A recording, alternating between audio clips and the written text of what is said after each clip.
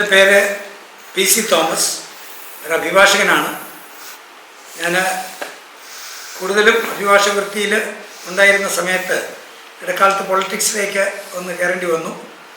അങ്ങനെ മൂവാറ്റുപുഴ പാർലമെൻറ്റ് മണ്ഡലത്തിൽ നിന്ന് ജയിച്ച് 6 പ്രാവശ്യം അവിടെ നിന്ന് MP ആയി, ലോക്സഭാ അംഗമായി.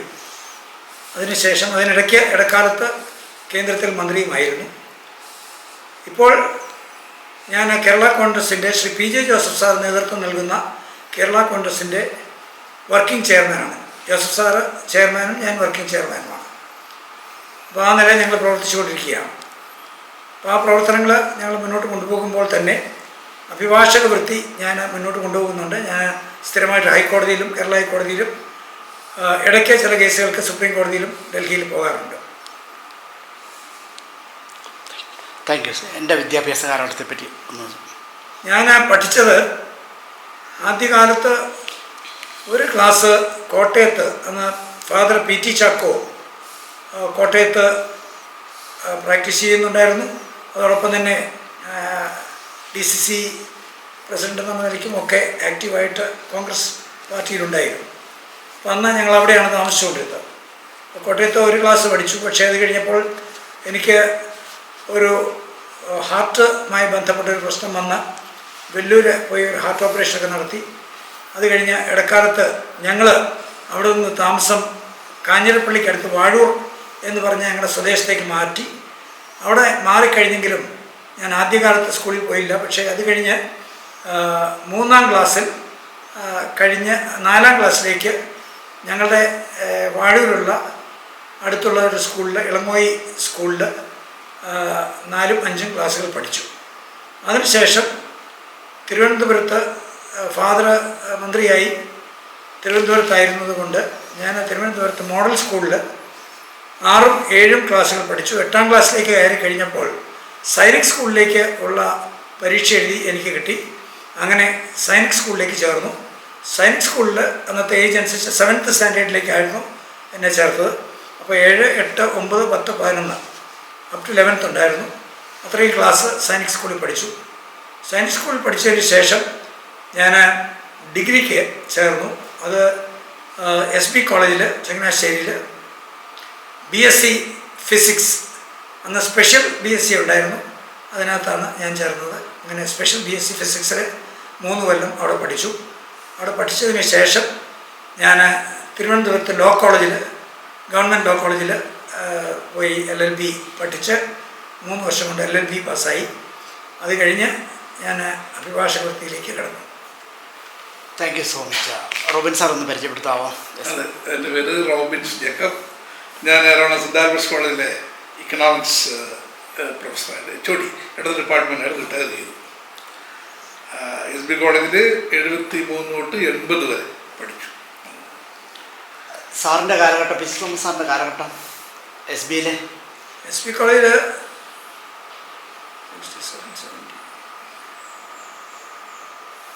67-70 ആണെന്ന് എൻ്റെ ഓർമ്മ. ഫിസിക്സ് ആയിരുന്നല്ലേ? 70-73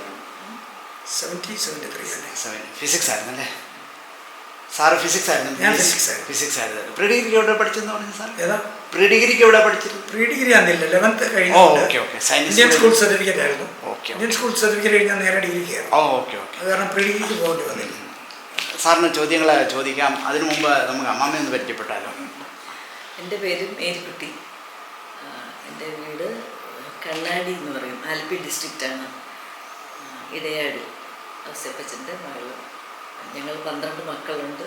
അതിൽ 4ാമത്തെ ആളാണ് ഞാൻ. പ്രൈമറി എഡ്യൂക്കേഷനൊക്കെ അവിടെ തന്നെയായിരുന്നു, കണ്ണാടിയിലായിരുന്നു. ഹൈസ്കൂൾ ചങ്ങനാശ്ശേരി സെൻറ്റ് ബെർട്ട്മാൻസിൻ്റെ തന്നെ സ്കൂളുണ്ടായിരുന്നു, അവിടെയായിരുന്നു. അത് കഴിഞ്ഞിട്ട് pre degree all saints college Trivandrum അവിടെ ചെയ്തു. ഗ്രാജുവേഷൻ സെയിൻറ്റ് റിസസ് എറണാകുളം. അത് കഴിഞ്ഞിട്ട് പിന്നെ SB കോളേജിൽ MSc സുവോളജി ചെയ്തു. 2 വർഷം. SBയെ പറ്റി കൂടുതൽ ചോദ്യങ്ങൾ റോബിൻ സാർ തന്നെ ഒന്ന് ചോദിച്ചത്. ചോദ്യങ്ങളിലുപരി സാറേ, നമ്മൾ ശരിക്കും പറഞ്ഞാൽ ഇന്ന് ഈ കേരളത്തിലെ രാഷ്ട്രീയ സാമൂഹിക സാംസ്കാരിക മേഖലയിലെ ഇത്രയേറെ പ്രഗത്ഭമതികളെ സൃഷ്ടിച്ച ഒരു സ്ഥാപനമുണ്ടോ എന്ന് സംശയം എല്ലാവർക്കും പറയാനുണ്ടോ? ഒരുപാട്. പ്രത്യേകിച്ച് എല്ലാ ഒരിക്കലും ഹിന്ദി സാറാർക്ക് ഓർമ്മയുണ്ട്, ഒരു മന്ത്രിസഭയിൽ 4 മന്ത്രിമാർ കേരളത്തിലെ എസ് ബി കോളേജിലാണ്. മഞ്ഞൾ sir, K C Joseph, P Joseph sir, പിന്നെ അടൂർ പ്രകാശ്, 4 പേരും ഇതൊക്കെ അവിടെ വിറ്റു. സാറിന് ഇത്രയ്ക്ക് പലപ്പോഴും നമ്മുടെ ഇതൊരു വികാരം എന്ന് പറയുന്നത്, എസ് ബി ഒരു വികാരം എന്ന് പറയാം.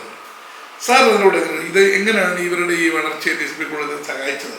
സാറിൻ്റെ രാഷ്ട്രീയ മേഖലയിലും വീക്ഷണത്തിലൊക്കെ അവിടുത്തെ ഒരു സാറിനുണ്ടായ ഇൻഫ്ലുവൻസ്.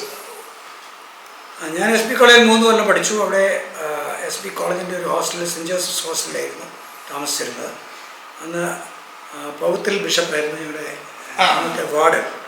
അത് കഴിഞ്ഞ് 2 വർഷം കഴിഞ്ഞ് അദ്ദേഹം ബിഷപ്പായി പോയി. അത് കഴിഞ്ഞപ്പോൾ വേറെ ആയി വാർഡൻ. ഞങ്ങൾ അവിടെ പഠിച്ചിരുന്ന കാലത്തും അതിന് മുമ്പുമൊക്കെ എനിക്കറിയാവുന്ന എൻ്റെ മൂത്ത പെങ്ങൾ അവിടെ MSc പഠിച്ചിട്ടുണ്ട്.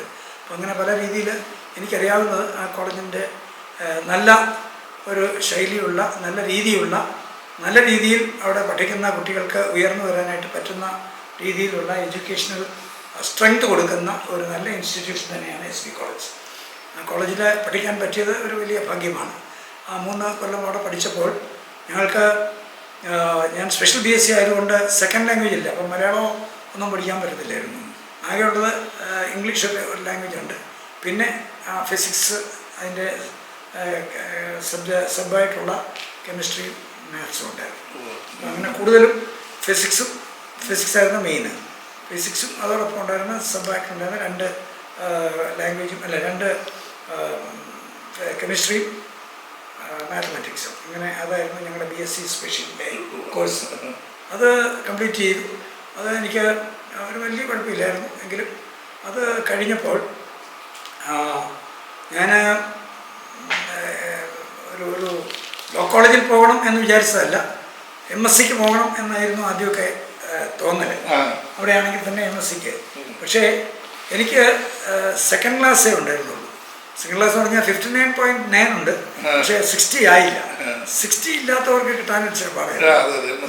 അതെ, MSc കിട്ടാൻ പാടായിരുന്നു. അതുകൊണ്ടായിരിക്കണം ഒരു ഭാഗ്യം എന്നിപ്പോൾ ഞാൻ കരുതുന്നു ഞാൻ ലോ കോളേജിൽ പഠിക്കാനായിട്ട് പോയി. ലോ കോളേജിൽ പഠിക്കാൻ പോയത് എനിക്ക് നല്ല അവസരം തന്നെയായിരുന്നു. കാരണം ഒരു ലീഗൽ നോളജ് കിട്ടുന്നു എന്ന് മാത്രമല്ല, ഒരു അഭിഭാഷകൻ എന്നുള്ള നിലയ്ക്ക് ഏത് നിലയിൽ മുന്നോട്ട് പോകാനും പറ്റും.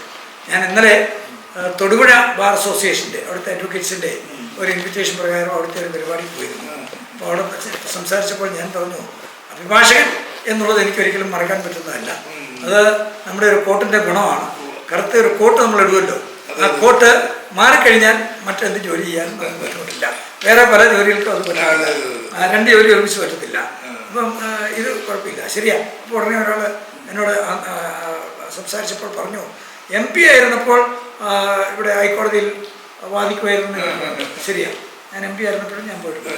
ഏതായാലും എനിക്ക് അഭിഭാഷകൻ എന്നുള്ള നിലയ്ക്ക് അവിടെ നല്ല രീതിയിൽ ഉള്ള അവസരമായിട്ടാണ് ഞങ്ങൾ കാണുന്നത്. അത് നമ്മൾ ഈ ജീവിതത്തിലെ പല അവസരങ്ങളും SB കോളേജിൽ പഠിച്ച വളരെ കണ്ടുമുട്ടാറുണ്ട്.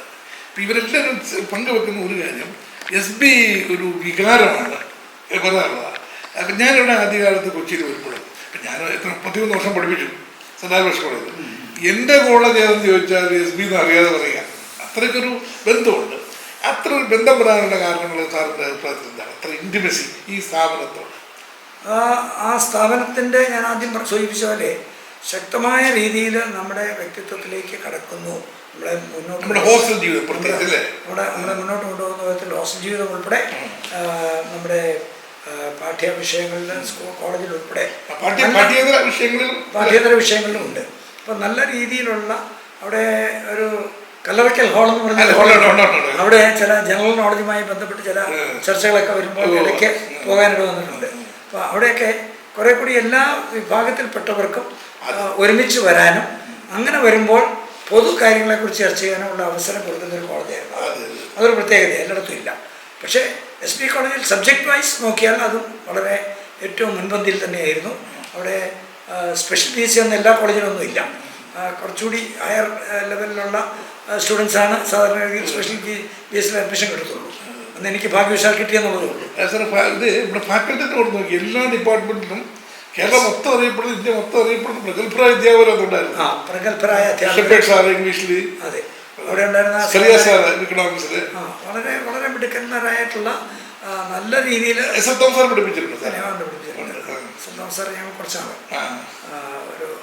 ഒരു കൊല്ലത്തിൻ്റെ ഇടയ്ക്ക്. ഓ. അപ്പം ഞാൻ പറഞ്ഞ അങ്ങനെ അറിയപ്പെടുന്ന വളരെ നല്ല അധ്യാപകരും അതോടൊപ്പം തന്നെ അവരുടെ പഠിപ്പിക്കുന്ന രീതിയും അതിന് തക്കതായ രീതിയിൽ കോളേജിൻ്റെ അഡ്ജസ്റ്റ്മെൻറ്റ്സും ഉണ്ടായിരുന്നു. കോളേജിൻ്റെ പ്രിൻസിപ്പൽ ഉൾപ്പെടെ കോളേജിൻ്റെ മുൻപന്തിയിൽ നിൽക്കുന്ന ആളുകൾ ഈ എല്ലാ കാര്യങ്ങളും അന്വേഷിക്കുന്നുണ്ടായിരുന്നു എന്നുള്ളതാണ് ഞാൻ മനസ്സിലാക്കുന്നത്. അപ്പോൾ അങ്ങനെ ഒരു നല്ല രീതിയിൽ എഡ്യൂക്കേഷൻ്റെ കാര്യത്തിലും അതോടൊപ്പം തന്നെ സ്പോർട്സിൻ്റെ കാര്യത്തിലും കലാപരമായിട്ടുള്ള കാര്യത്തിലുമൊക്കെ നമുക്ക് പ്രാവീണ്യം കിട്ടത്തക്ക വിധത്തിൽ ഉള്ള ഒരു പുഷ് കിട്ടുമായിരുന്നു. അത് ഏറ്റവും കൂടുതൽ കിട്ടിയിട്ടുള്ള ഒരു കോളേജ് SB കോളേജായിരുന്നു എന്ന് എനിക്ക് തോന്നുകയാണ്. ഏതായാലും ഇത് ഒരു വേറൊരു ഭാഗ്യം സാറിൻ്റെ ശകതർപ്പണിയും SB കോളേജിൽ പഠിച്ചതാണ്. അസത്തിൽ ഞാൻ ഓർക്കുന്നുണ്ട്, അമ്മമ്മ എന്ന് വിളിച്ചപ്പോൾ എനിക്കെന്തോ ഇതുപോലെ തോന്നി കേട്ടോ. അത് ജസ്റ്റ് സീനിയർ ടു മീ. അവിടെ കൂടെ ഞാൻ ഡിഗ്രിക്ക് പഠിക്കുമ്പോൾ ഉണ്ട് ഞങ്ങൾ ചേച്ചിമാരെന്ന് വിളിക്കാറുണ്ട്, അത്രേ ഉള്ളൂ. അമ്മമ്മ വിളിയില്ല. ഇനി അതൊരു എന്താ പറയുക സാർ, ഒരു SB കോളേജുകാർ തന്നെ കൂടെ ഉള്ളതിനെ കുറിച്ച് സാറിൻ്റെ ഒരു അതെ അമ്മമ്മയിൽ വരുന്നതിന് മുമ്പ് സാറിനോട് ഒരു ചോദ്യമാണ്. തിരുവനന്തപുരത്ത് സൈനിക് സ്കൂളിൽ പഠിച്ചു, ഹൈസ്കൂളൊക്കെ പഠിച്ചു. ചങ്ങനാശ്ശേരി വരാനുള്ള കാര്യം എന്താണ്? SBയിലോട്ട് വരാൻ സൈനിക് സ്കൂള് നല്ല ബേസായിരുന്നു. അവിടെ പഠിക്കാൻ പറ്റിയൊരു ഭാഗ്യമാണ്. അവിടുത്തെ കഴിഞ്ഞ് സാധാരണഗതിയിൽ മിലിറ്ററിയിലോ അല്ലെങ്കിൽ ഫോഴ്സസിലോ ഒക്കെ പോകാനാണ് എല്ലാവരും ആഗ്രഹിക്കുന്നത്. എനിക്കും ആഗ്രഹം ഉണ്ടായിരുന്നു. പക്ഷേ എനിക്കന്ന് ഹൈറ്റ് തീരെ കുറവായിരുന്നു. അപ്പോൾ ആ ഹൈറ്റ് വെച്ചുകൊണ്ട് എനിക്ക് ആദ്യത്തെ സെലക്ഷൻ കിട്ടാതെ പോയി. അതുകൊണ്ട് NDAയിലേക്ക് പോകാൻ പറ്റിയായിരുന്നു, നാഷണൽ ഡിഫൻസ് അക്കാദമി. NDA പോകാൻ പറ്റാത്തത് കൊണ്ട് ആണ് അടുത്ത കാര്യം ആലോചിച്ചത്. അങ്ങനെ ആലോചിച്ചപ്പോൾ ഏറ്റവും നല്ല ഒരവസരമായിട്ട് തോന്നിയത് SB കോളേജാണ്. SB college Changanassery. കാര്യം ഞങ്ങൾ അന്ന് താമസിച്ചുകൊണ്ടിരുന്നത് വാഴൂരായിരുന്നു. വലിയ ദൂരമില്ല എങ്കിലും ഒരു ഹോസ്റ്റൽ താമസിക്കാനേ പറ്റുള്ളൂ, എന്നും പോയി വരാവുന്ന ദൂരമല്ല.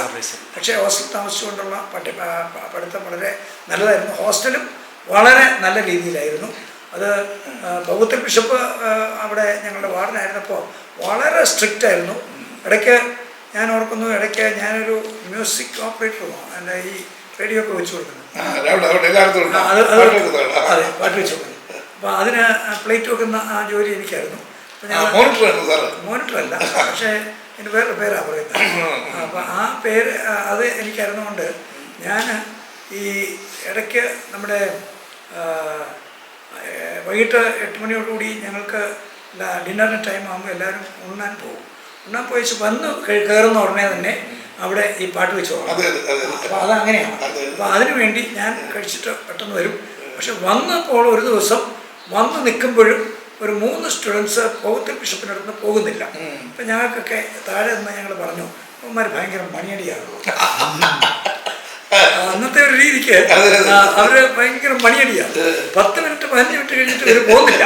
അപ്പം എനിക്കത് തോന്നി, ഇത് നല്ലൊരു പാര വെക്കണമുണ്ട്. ഞാൻ അവിടെ ചെന്ന് ഉടനെ റെക്കോർഡ് പ്ലെയർ എടുത്തിട്ട് അന്ന് ഒരു പാട്ടുണ്ടായിരുന്നു, ഭാവനാം ആട്ടിടയാണ്.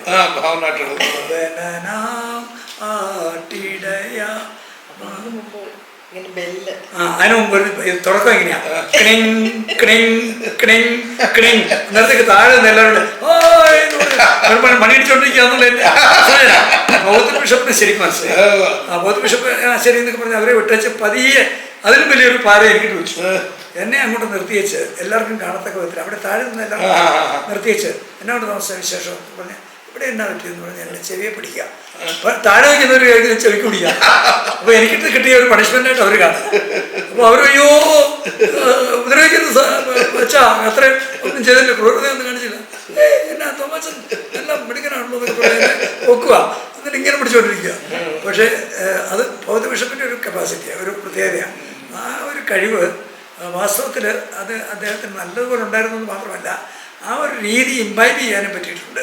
ഞങ്ങൾക്കൊക്കെ അത് കിട്ടിയെന്ന് ഞാൻ പറയുന്നില്ല, പക്ഷെ പല രീതിയിൽ അനുകരിക്കാനായിട്ട് തോന്നിയിട്ടുണ്ട്. ചിലപ്പം വിജയിച്ചിട്ടുണ്ടാവും. അത് ഹോസ്റ്റൽ ജീവിതത്തിൽ കിട്ടിയ ഒരു വലിയ സാർ പറഞ്ഞുകൊണ്ട് നിങ്ങൾക്കും ഞാൻ പിടിക്കുന്ന മുതൽ MA ഒരു ഹോസ്റ്റലായിരുന്നു. സെന്റ് തോമസ് ഹോസ്റ്റൽ, സഹൃദയ ഹോസ്റ്റൽ, PG ഹോസ്റ്റൽ. ശരി. എന്തൊക്കെ പറഞ്ഞാൽ അവിടുത്തെ ഞങ്ങൾക്ക് ഒരു സഹൃദയ സഹവാസി സംഗമം എന്ന് പറഞ്ഞ് ഞങ്ങൾക്കൊരു ഓർഗനൈസേഷനൊക്കെ ഉണ്ട്. ഞങ്ങളുടെ 50 വർഷമായതിൻ്റെ ഒരു മീറ്റൊക്കെ ഇവിടെ വെച്ചിട്ടുണ്ടായിരുന്നു. പിന്നെ ഹോസ്റ്റൽ ജീവിതം നമ്മൾ ഒരുപാട് സഹായിച്ചിട്ടുണ്ടാവും അല്ലേ. വളരെ വ്യത്യസ്തമായ ആൾക്കാർ എവിടുന്നൊക്കെയോ വരുന്നു അല്ല. കേരളത്തിലെ എല്ലാ അവരുമായിട്ട് ഇടപെടുന്ന അതിൻ്റെ ഒരു അനുഭവ പാരമ്പര്യം സാറിന് വളരെ ദൂരെ നോക്കിയുള്ള അതെ അതിൻ്റെ ഒരു അനുഭവ സമ്പത്ത് നമുക്കില്ലേ ഈ പുതിയ അപരിചിതന്മാരുമായിട്ട്. അല്ല, ഞാൻ എസ് ബി കോളേജ് പഠിക്കുമ്പോൾ ഞങ്ങളുടെ ഹോസ്റ്റലിൽ തന്നെ പലയിടത്തു നിന്നും ദൂരെ നിന്നൊക്കെ വരുന്നവരുണ്ടായിരുന്നു. ഈ മേരിക്കുട്ടിയുടെ ബ്രദേഴ്സ് 2 പേരെ ഹോസ്റ്റലുണ്ടായിരുന്നു. എൻ്റെ ഏതാണ്ട് ഈ കോളേജ് വരുന്ന ഒരാൾ ജോർജ് കുട്ടി എന്ന് പറഞ്ഞാൽ ഇപ്പോൾ അവര് താമസിക്കുകയാണ്. അദ്ദേഹവും പിന്നെ ജോസ് കുട്ടി എന്ന് പറഞ്ഞാൽ അദ്ദേഹം കോട്ടയത്താണ്. അപ്പം ഞാൻ ഓർക്കുന്നു, ഞങ്ങളുടെ കൂടെ ഉണ്ടായിരുന്നവരിൽ പലരും ഒന്നേ ആലപ്പുഴ ജില്ല, കോട്ടയം ജില്ല മാത്രമല്ല, ഇടുക്കി ജില്ല. അന്ന് ഇടുക്കി ജില്ല ഉണ്ടോ എന്ന് എനിക്കൊരു സംശയമുണ്ട്. പക്ഷേ ആലപ്പുഴ ജില്ല, എറണാകുളം ജില്ല, അങ്ങ് ദൂരെ ദൂരെ കൊല്ലം ജില്ലയിൽ നോക്കുകയുണ്ട്. ഹരിപ്പാടുണ്ടായിരുന്ന ഒരാളുണ്ടായിരുന്നു. അപ്പോൾ അങ്ങനെ വിവിധ പ്രദേശങ്ങളിൽ നിന്ന് ഉള്ള ആളുകളുള്ള ഒരു കോളേജ് കമ്മ്യൂണിറ്റി ഉണ്ടായിരുന്നു. എല്ലാ കമ്മ്യൂണിറ്റിയും ഉണ്ടായിരുന്നു. എൻ്റെ ഏറ്റവും അടുത്ത ഒരു സുഹൃത്ത് ഒരു ചന്ദ്രമോഹൻ നായരായിരുന്നു. ഞാൻ ഹരിപ്പാടുകാരനായിരുന്നു. പക്ഷേ നല്ല മിടുക്കനായിരുന്നു. അത് അവിടെയായിരുന്നു പഠിച്ചത്. ഹോസ്റ്റൽ ജീവിതത്തിൻ്റെ സ്ട്രെങ്ത് സാമ്പത്തികമായിട്ട് തന്നെ വളരെ വ്യത്യസ്തമായിട്ടുള്ള ആൾക്കാർ, കൃഷി ബാക്ക്ഗ്രൗണ്ട്, കാർഷിക പിന്നെ വ്യവസായ പശ്ചാത്തലം, രാഷ്ട്രീയ പശ്ചാത്തലം. സാറെപ്പോലെ സാറൊരു അസംപോലെ അനുഗ്രഹീത രാഷ്ട്രീയ പാരമ്പര്യത്തിൻ്റെ ആളാണല്ലോ സാർ. അതെ, പിന്നെ തീർച്ചയായിട്ടും. അവിടെ യൂണിയൻ ആക്ടിവിറ്റികൾ കോളേജിൽ വരും. അങ്ങനെ കോളേജിൽ യൂണിയൻ അന്നില്ല. ഓഹോ, വേറെ ഏതോ ചില ആർട്സ് ക്ലബുമായിട്ട് ബന്ധപ്പെട്ട് അങ്ങനെയൊക്കെ ചില ഒഥല്ലോ വെച്ചത് മാക്ബത്തിന്റെ ഉണ്ടായിരുന്നു. ഞങ്ങൾ ഉള്ളപ്പോഴാണ്. പക്ഷെ ഞാനൊന്നും അതിനകത്തില്ല. പക്ഷെ വേറെ ഏതോ ഒരു നാടകത്തിൽ ഞാനും ഉണ്ടായിരുന്നു. ഈ ശകുന്തളം ശകുന്തളം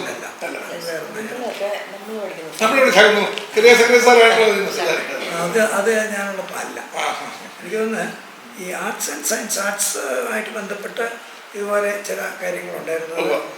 വളരെ ഉപകരിക്കുമായിരുന്നു. കാരണം എല്ലാവരും അതിനകത്തൊക്കെ പല രീതിയിൽ താല്പര്യപ്പെടും. ആകെപ്പാടെ അവിടെ പാട്ടും ഡാൻസും അല്ലെ അങ്ങനെയുള്ളതിനൊക്കെ എല്ലാവരും ഉണ്ട്. പക്ഷെ ഒരു പ്രസംഗം എന്നൊക്കെ പറയുന്നത് മാത്രമേ ഉള്ളൂ ഇച്ചിരി പാട്. അതിന് ഞങ്ങളൊക്കെ ഇച്ചിരി കുറേ കഴിഞ്ഞു. നമ്മളൊരു ഓൾറൗണ്ട് ഡെവലപ്മെന്റ് എന്ന് പറയുന്നു. അവിടെയുള്ള കുട്ടികൾക്ക് അതിൻ്റെ സാഹചര്യങ്ങളുണ്ട്. അതിനുള്ള കായികമാണ്, കായികം, പാട്ട്, എല്ലാത്തിനും കഥ എഴുത്ത്. കായികത്തിൽ ഞാൻ ഫുട്ബോൾ കളിക്കുമായിരുന്നു. അവിടെ സ്ഥിരമായിട്ട് കളിക്കാനൊക്കെ പോകുന്ന ഒരു വലിയ ഗ്രൗണ്ട് സെൻറ്റ് ജോസഫ് കോളേജിൻ്റെ ഒരു സൈഡിലായിരുന്നു. അത്രയും ഗ്രൗണ്ടൊക്കെ എവിടെ ഉള്ളത്? വലിയ എനിക്ക് 3, 4, 5 ബാസ്കറ്റ്ബോൾ കോർട്ട്. ശരി, ബാസ്കറ്റ്ബോൾ കോർട്ടുണ്ട് പലത്. ഹോക്കിയോ ഹോക്കിയുണ്ട്, ഓഡിറ്റോറിയത്തിലുണ്ട്. പിന്നെ ഫുട്ബോൾ കോർട്ട് വളരെ വലിയ ഫുട്ബോൾ കോർട്ട് എല്ലാം ഉണ്ടായിരുന്നു. ശരിയാണ്. അത് സ്പോർട്സിൻ്റെ കാര്യത്തിലും ഗെയിംസിൻ്റെ കാര്യത്തിലൊക്കെ വളരെ. അന്ന് സാറുള്ളപ്പോൾ ഇപ്പം ഞാനുള്ള സമയത്ത് 5 ഹോസ്റ്റൽ വേറെ ഉണ്ട്. Saint Joseph's, saint Thomas. അന്ന് സാർ സമയത്ത് ഉണ്ടോ? അങ്ങനെ ഞാനുള്ളപ്പോൾ സെന്റ് ജോസഫ്സ്, അപ്പുറത്ത് സെന്റ് തോമസ്, പിന്നെ ന്യൂമാൻ ഹോസ്റ്റൽ. ഈ 4 മെയിനായിട്ടുണ്ടായിരുന്നു. പിന്നെ അത്രേ ഉള്ളായിരുന്നു തോന്നുന്നു. ഒത്തിരി ഒരാളുടെ ഞാൻ ഇവരെല്ലാം പറയുമ്പോഴൊക്കെ ഞാൻ ആദ്യം വരുമ്പോഴൊക്കെ എന്തെങ്കിലും കാര്യങ്ങൾ സാധിക്കണം തന്നെ ഒരു പരിചയമില്ലല്ലോ. ഏതെങ്കിലും ഒരു സ്ഥാപനം ചെന്ന് ഇവിടെ എസ് ബി കോളേജ് പഠിക്കാൻ ആരെങ്കിലും ചോദിക്കും. ആരെങ്കിലും ഒരാളെ എവിടെ കണ്ടു. ഡൽഹിയിൽ സാർ കണ്ടുപിട്ടാറുണ്ടായിരുന്നോ? അല്ല, അദ്ദേഹം പറയുന്ന പൗത്രപിതാവ് പറയുന്ന ഒരു പോയിന്റ് ഞാനിപ്പോൾ ഓർക്കുന്നുണ്ട്. ഏതോ ഒരു കാര്യത്തിനെ പറ്റി പുള്ളി പറയുമ്പോൾ ജെന്റിൽമാനെ പറ്റി പറഞ്ഞതാണ്. A gentleman is one who does not inflict pain on others. ഭയങ്കര നല്ലൊരു കാര്യം. ഞാൻ ഇത് കാണാതെ പഠിച്ചതുകൊണ്ട് എൻ്റെ ലോക്സഭയിലെ ആദ്യത്തെ പ്രസംഗത്തിൽ ഇത് ഇൻക്ലൂഡ് ചെയ്തു. ഭയങ്കര കൈ കിട്ടുക. ഒന്നുകൂടെ പറയാമോ? ജെന്റിൽമാൻ എന്നുള്ളതിൻ്റെ ഒരു ഡെഫിനിഷനാണ്. Gentleman is one who does not inflict pain on others. മറ്റുള്ള ആളുകളെ ഉപദ്രവിക്കാതെ മുന്നോട്ട് നീങ്ങുന്ന ആളുകളാണ് ജെന്റിൽമാൻ. അതൊരു നല്ലൊരു ഡെഫിനിഷൻ. ആ ഡെഫിനിഷൻ പാർലമെൻറ്റിൽ പറഞ്ഞപ്പോൾ പോലും ഭയങ്കരമായ കൈയടി കിട്ടി. അന്നൊട്ടും പ്രതീക്ഷിച്ചല്ല. ആദ്യത്തെ ദിവസം പ്രസംഗിക്കാനായിട്ടൊന്നും അവസരം കിട്ടുന്നില്ല. പക്ഷേ ഞാൻ ഒറ്റയാനായിരുന്നുകൊണ്ട് എൻ്റെ പാർട്ടിയുടെ പേര് എഴുതി കൊടുത്തപ്പോഴത്തേക്ക് സ്പീക്കർക്ക് ഇത് എത്ര പേരുള്ള പാർട്ടി ആണെന്ന് അറിയില്ലാത്തതുകൊണ്ട് ഇതൊരു വേറെ പാർട്ടിയല്ലേ, ലീഡർ, അതുകൊണ്ട് എഴുതി. ഞാൻ ഒറ്റയ്ക്ക് ഞാനാണ് ലീഡറും പ്രജയും എല്ലാം ഞാൻ പറഞ്ഞില്ല.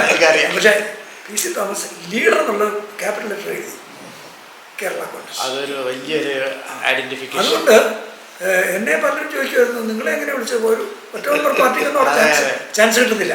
നമ്പർ ഓഫ് മെമ്പേഴ്സ് വെച്ചുകൊണ്ട് ഏതാണ്ട് 7-8 പാർട്ടികൾ വരെ കിട്ടും. പക്ഷേ അത് കഴിഞ്ഞ് താഴോട്ട് കിട്ടുന്നില്ല. വേറെ പലർക്കും 5 മെമ്പർമാർക്കുള്ളതൊന്നും കിട്ടുന്നില്ല. പക്ഷേ എന്നെ വിളിച്ചു. അങ്ങനെ എനിക്ക് ആദ്യത്തെ ദിവസം തന്നെ പ്രസംഗിക്കാൻ പറ്റും. ആ ജെന്റിൽമാൻ്റെ ഡെഫിനിഷനും പറയാൻ പറ്റും. അത് പൗത്രപിതാവിനെയാണ് ഞാൻ ഓർമ്മിക്കുന്നത്. പൗത്രപിതാവ് ഒരിക്കൽ ഞങ്ങളെ എപ്പോഴോ പഠിപ്പിച്ച ഒരു വാചകമാണ്. പഠിപ്പിച്ചതല്ല, പറയേണ്ടി വന്ന ഒരു സമയത്ത് പറഞ്ഞ ഒരു വാചകമാണ്. പക്ഷെ ഞങ്ങളുടെ എല്ലാം മനസ്സിൽ പതിഞ്ഞ ഒരു കാര്യം. ഓക്കെ. സാറിൻ്റെ മനസ്സിലേക്ക് നിർണ്ണയിക്കുന്ന മറ്റേതെങ്കിലും അധ്യാപകരുണ്ടോ അവിടുത്തെ? ഇംഗ്ലീഷ് ഡിപ്പാർട്ട്മെന്റിലോ? അഗസ്റ്റിൻ സാർ ഉണ്ടായിരുന്നു. ഇംഗ്ലീഷ് നല്ല പ്രാവീണ്യമുള്ള ആളായിരുന്നു. ഇതൊക്കെ പ്രത്യേകിച്ച് ഓർക്കുന്നു. പിന്നെ മാധവൻ നായർ എന്ന് പറഞ്ഞൊരു ഇംഗ്ലീഷിലുണ്ടായിരുന്നു. അങ്ങനെ സാറിന്റെ സമയത്ത് VJ sir Shakespeare Augustine VJ Augustine senior Shakespeare. അതെ. പിന്നെ സീസർ സ്കറിയ സാർ അല്ലേ? Scaria sir Malayalam. SL Thomas sir, SM Ram sir ഉണ്ടായിരുന്നു അല്ലേ? ഫിസിക്സിലെ മെയിനായിട്ട് സാറിന് ഓർമ്മയുള്ള സാറുമാരാരൊക്കെയാണ്? ഫിസിക്സിൽ ഈ രാജു നാരായണ സ്വാമിയുടെ അച്ഛനോട് ചേർന്നു. രാജു നാരായണ സ്വാമിയുടെ IAS. അതുകൊണ്ട് അത് മാത്സിലായിരുന്നു. മാത്തമാറ്റിക്സിൽ ഒരു അയ്യർ സാറാണ് തോന്നുന്നു. ഫിസിക്സിലെ OS സെബാസ്റ്റ്യൻ സാറിൻ്റെ ഫാദർ ഉണ്ടായിരുന്നു. ഇംഗ്ലീഷിലെ മാധവ പിള്ള അല്ല, മാധവൻ നായർ. എനിവേ പക്ഷേ അതെ അതെ. ഈ സാറ് ഹോസ്റ്റലിലായിരുന്നു പറഞ്ഞ് 3 വർഷം.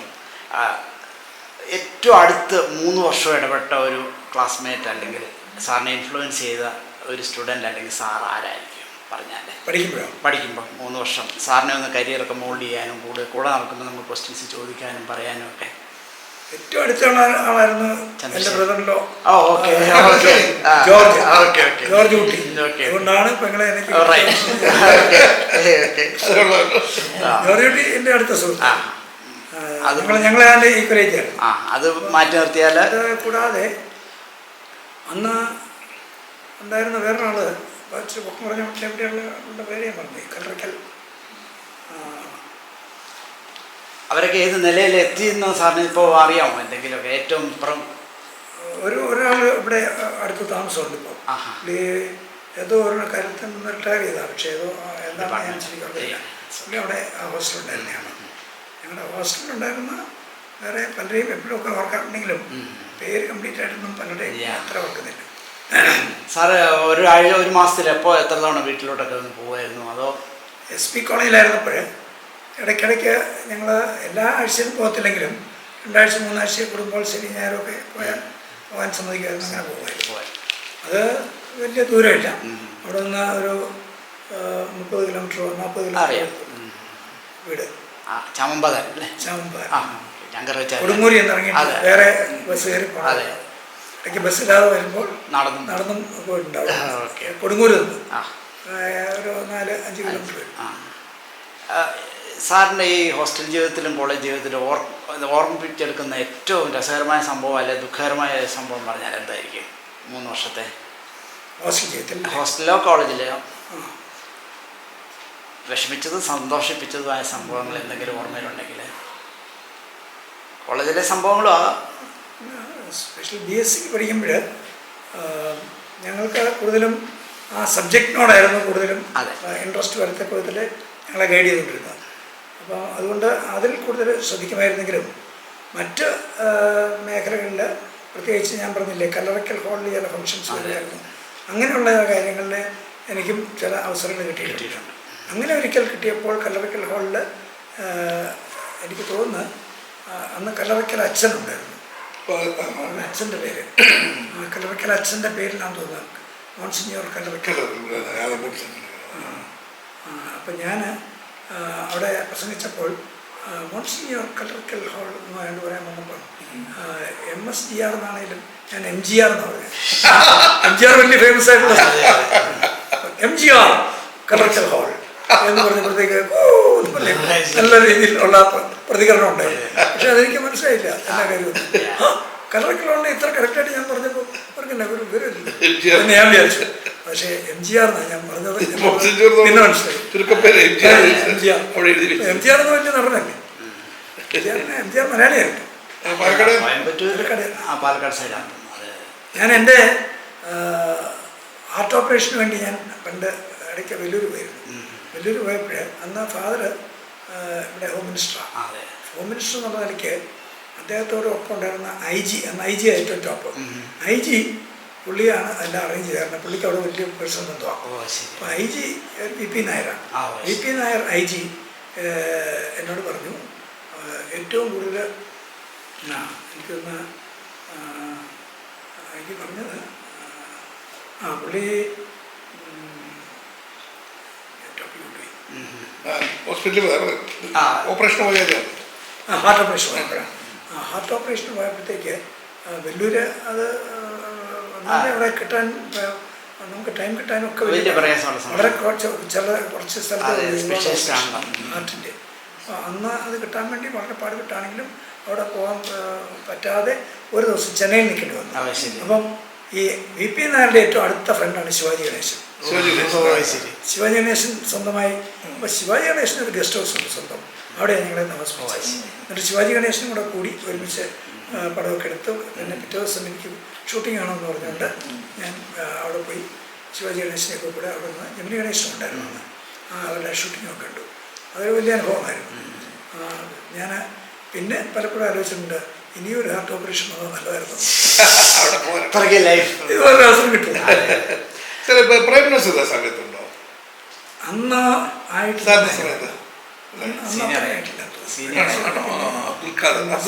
സത്യൻ പതിയെ ഉണ്ടായിരുന്നു. സത്യൻ വന്നു തുടങ്ങി. സത്യൻ കഴിഞ്ഞാൽ നസീറും വന്നു തുടങ്ങിയായിരിക്കും. പഠിക്കുമ്പോൾ പക്ഷെ അന്നേരമില്ല. ഞങ്ങളൊക്കെ പഠിക്കുമ്പോൾ ഉള്ള വലിയ സിനിമ സ്റ്റാർസ് മലയാളികൾ. പിന്നെ ഞാൻ ലോ കോളേജൊക്കെ പഠിക്കുമ്പോൾ സത്യൻ, അത് കഴിഞ്ഞ് നസീർ, പിന്നെ മധു, അങ്ങനെയൊക്കെയായിരുന്നു.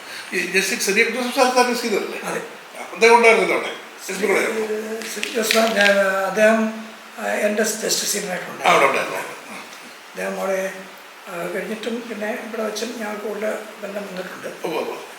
അത് കഴിഞ്ഞ് പുള്ളി ജഡ്ജായിരിക്കുമ്പോൾ ഞാൻ അവിടെ കേസ് വാദിച്ചിട്ടുണ്ട്. സുപ്രീം കോടതിയിൽ. അല്ലേ അവിടെ ഇതായിരുന്നപ്പോഴും പുള്ളിയൊരു നല്ല മിടുക്കനായിരുന്നു. ഇനി അമ്മമ്മയിലോട്ട് വന്നാലേ SB കോളേജിന് മുമ്പുള്ള കോളേജുകളും അമ്മമ്മ 2 വർഷം SBയിൽ ചിലവഴിച്ച കാലവും ഒന്ന് ഓർമ്മിച്ചെടുത്താൽ ഏത് സമയമായിരുന്നു ഏറ്റവും ബെറ്ററായിട്ട് അമ്മമ്മയ്ക്ക് തോന്നിയിരുന്നത്? അതൊരു സ്റ്റോറിയായിട്ട് പറഞ്ഞാൽ മതി. നാട്ടുമ്പുറത്തുനിന്ന് ഇങ്ങോട്ട് വന്ന് ഓൾ സയൻസിലോ കോളേജിൽ ആദ്യം പഠിച്ച 2 വർഷം. All science Trivandrum. അവിടെ അന്നേരം ആദ്യമായിട്ടാണ് ഞാൻ ഇവിടുന്ന് അങ്ങോട്ട് മാറി ചങ്ങനാശ്ശേരി സൈഡിൽ നിന്നൊക്കെ അങ്ങോട്ട് മാറി അവിടെ അങ്ങനെ. അത് കുഴപ്പമില്ല, അങ്ങനെ പോയി. ഫ്രണ്ട്സൊക്കെ ഉണ്ടായിരുന്നു. പിന്നെ അത് കഴിഞ്ഞ് സെൻറ്റ് റിസാസിലോട്ട് ഗ്രാജുവേഷൻ ഇവിടെയാണ് വന്നത്, എറണാകുളത്ത്. ആ ടൈമായിരുന്നു എനിക്ക് ഏറ്റവും ഇഷ്ടപ്പെട്ടത്. എറണാകുളത്ത് അവിടെ എനിക്ക് ഭയങ്കര ഇഷ്ടമായിരുന്നു. അവിടുത്തെ നല്ലതായിട്ട് പഠിത്തവും എല്ലാം ഉണ്ടായിരുന്നു അവിടെ.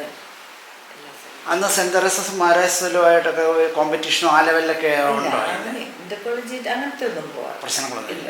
ഞങ്ങൾ സയൻസും കൂടെ ആയതുകൊണ്ട് കൂടുതൽ സമയവും ലാബിലും കോളേജും ഒക്കെ ആയിട്ട് ഹോസ്റ്റലുമായിട്ട് തൊട്ട് ഒരേ കോമ്പൗണ്ടായിരുന്നു ഹോസ്റ്റലും കോളേജും. എന്നാലും കോളേജിലെ ഒരു ചിരിക്കുന്ന സംഭവങ്ങളോ അല്ലെങ്കിൽ എന്തെങ്കിലും ഓർമ്മയുണ്ടോ? അല്ലെങ്കിൽ പ്രയാസപ്പെട്ട സമയം? ഇതിനു മുമ്പ് ഒരാളെ ഇൻ്റർവ്യൂ ചെയ്തപ്പം ബോട്ടിൽ നിന്ന് തെന്നി വീണ കാര്യം, ഈ അന്ന് കടത്താണല്ലോ കിടങ്ങലൊക്കെ, ആ ചാടിയ പോകില്ല വെള്ളത്തിൽ വീണ കാര്യവും പുസ്തകം നനഞ്ഞു ബ്ലൗസും ഷർട്ടും ഒക്കെ നനഞ്ഞു പോയ കാര്യവും ഒക്കെ പറയുന്നുണ്ടായിരുന്നു. അങ്ങനെ എന്തെങ്കിലും അനുഭവങ്ങളൊന്നുമില്ല. എനിക്കെപ്പോഴും എനിക്ക് പ്രൊട്ടക്ഷൻ നല്ലപോലെ. ഞാൻ ബ്രദേഴ്സ് ഇഷ്ടം 8 പേരുണ്ടായിരുന്നു. അപ്പോൾ എൻ്റെ കൂടെ എപ്പോഴും ഉണ്ട്. അല്ല, അസംഷനിൽ SB പഠിക്കുമ്പോൾ അസംഷൻ ഹോസ്റ്റലായിരുന്നു. അപ്പോൾ അവിടുന്ന് വീട് വരെ പോകാൻ അധികം വലിയ ദൂരമൊന്നുമില്ല. എന്നാലും ആരെങ്കിലും വരും, കൊണ്ടുപോകും, ബാഗൊക്കെ ആരെങ്കിലും എടുക്കും, പിടിക്കും. എന്നെ കൊണ്ടൊന്നും പിടിപ്പിക്കത്തില്ല. അങ്ങനെയൊക്കെയായിരുന്നു. പഠിക്കുന്ന സമയത്തുള്ളതല്ലേ ഈ ആൺകുട്ടികൾ മാത്രമല്ലേ ഉള്ളൂ, പിന്നെ ഉള്ളത് ഇവരേ ഉള്ളൂ. അത് സ്ട്രൈക്കിൽ നോക്കി ചേച്ചിമാർ ചേച്ചിമാരുടെ വലിയൊരു ഒരു ആദരവും സ്നേഹവും ഒക്കെ അവരുണ്ട് ചേച്ചിമാരുണ്ട്. സിസ്റ്റർ MSc സോളജി ആയിരുന്നു. അതെ. അത് കഴിഞ്ഞുള്ള ലൈഫ് ജോലിയൊക്കെ അത് പ്രൊഡക്റ്റ് ബേസ്ഡ് ആണോ? അത് കഴിഞ്ഞ ഉടനെ തന്നെ കല്യാണം പിറ്റേ വർഷം ആയി. പിന്നെ കുഞ്ഞുങ്ങളായി അവരെ നോട്ടം. ജോലിക്കൊന്നും പോയില്ല. വേറില്ല. ഓ അത് ശരി. എൻ്റെ നല്ലൊരു ഫാമിലിയിലാണ്. സാർ എങ്ങനെയാ ഈ ഒരു പ്രപ്പോസൽ വന്നത്? പഠനം കഴിഞ്ഞ ഉടനെ വന്നോ അതോ ജോലി ആയ പിന്നാണോ? അങ്ങനെ ഒരു അബദ്ധം എങ്ങനെയാ പറ്റിയത്? അല്ല അളിയെ കൂടെ നേരത്തെ കൂടെ ഉണ്ടായിരുന്നല്ലോ പറഞ്ഞത്. അതുതന്നെ ഞാൻ ഓർക്കും. അത് തന്നെ എനിക്ക് പറയാനുള്ളത്. ഇപ്പം ശരിക്കും അവിടുത്തെ ഞങ്ങളുടെ കൂടെ ഉണ്ടായിരുന്ന പുള്ളിയുടെ ബ്രദേഴ്സ് രണ്ടുപേരുണ്ടെന്ന് ഞാൻ പറഞ്ഞില്ലേ. അതിൽ മൊത്തം ആൾ എൻ്റെ അടുത്ത സുഹൃത്തായിരുന്നു. പുള്ളിക്ക് ഞങ്ങൾ അങ്ങനെ ഒരു ബന്ധം താല്പര്യം വന്നു കാണാം. അങ്ങനെ ആലോചന വന്നത്. ഏതായാലും കുട്ടനാടെന്ന് പറഞ്ഞ വലിയ ദൂരമല്ല, പറഞ്ഞ പോലെ അവിടെ നിന്ന് ഏതാനും കിലോമീറ്റർ ഉള്ളൂ. അവർ പക്ഷേ അവരും കുട്ടനാടെന്ന് വേണേൽ പോയച്ച് വരാമെങ്കിൽ പോലും അന്നൊക്കെ ഈ പറഞ്ഞ പോലെ കടത്ത് കടന്ന് ഒരിക്കലും അങ്ങനെ അത് ഒത്തിരി സമയം പോകും, ഒരുപാട് സമയം പോകും. 6 മണിക്കൊക്കെ ആലപ്പുഴയിൽ തിരിക്കുന്ന സ്റ്റുഡൻസ് ആണ്. അതുകൊണ്ട് അവിടെയൊക്കെ ഉള്ളവർ കൂടുതൽ ഹോസ്റ്റലായിരിക്കും. ഒരു ഹോസ്റ്റലായിരുന്നു. അങ്ങനെയാണെന്ന് എൻ്റെ ഓർമ്മ. അത് ശരി. അന്നത്തെ ഏതെങ്കിലും ഫ്രണ്ട്സിനെ ഓർമ്മയുണ്ടോ? ബോയ്സോ ഗേൾസോ ആരെങ്കിലും പേര് പറയാൻ പറ്റുന്ന ആരെങ്കിലും ഒക്കെ ഉണ്ടോ ഇപ്പോൾ? അവരൊക്കെ ഏത് നിലയിൽ എത്തി? MSc പഠിച്ചതിന് ശേഷം വല്ലപ്പോഴും ഗെറ്റ് ടുഗദർ അന്ന് 5 ബോയ്സേ ഉള്ളൂ, ബാക്കി 15 പേരും ഗേൾസ് ആയിരുന്നു. ശരി. അവരൊക്കെ ഏത് നിലയിൽ ഹയസ്റ്റ് ലെവലിലെത്തിയ ആൾക്കാരെ ഓർമ്മയുണ്ടോ? അങ്ങനെ പറയാൻ ബാങ്കിലൊക്കെ ജോലി ഈ അസംഷൻ ഹോസ്റ്റൽ പറയുമ്പോൾ ഞാനൊരു കാര്യം ഓർക്കുന്നുണ്ട്. ഒരു ഹോസ്റ്റലിൻ്റെ പേര് എന്തോ ഒരു അവസരത്തിൽ അവിടെ പോയപ്പോൾ അവിടെ ഒരു ബോർഡ് എഴുതി വെച്ചിട്ടുണ്ട്, there is an unknown listener of every conversation ഇല്ലേ ഉണ്ട്. അപ്പം ഞാൻ ചോദിച്ചപ്പോൾ വാർഡൻ അവിടെ ഇരിപ്പുണ്ടായിരുന്നു. Unknown listener. അതെ, റോങ് ആയിട്ടൊന്നും പറയണ്ടേ.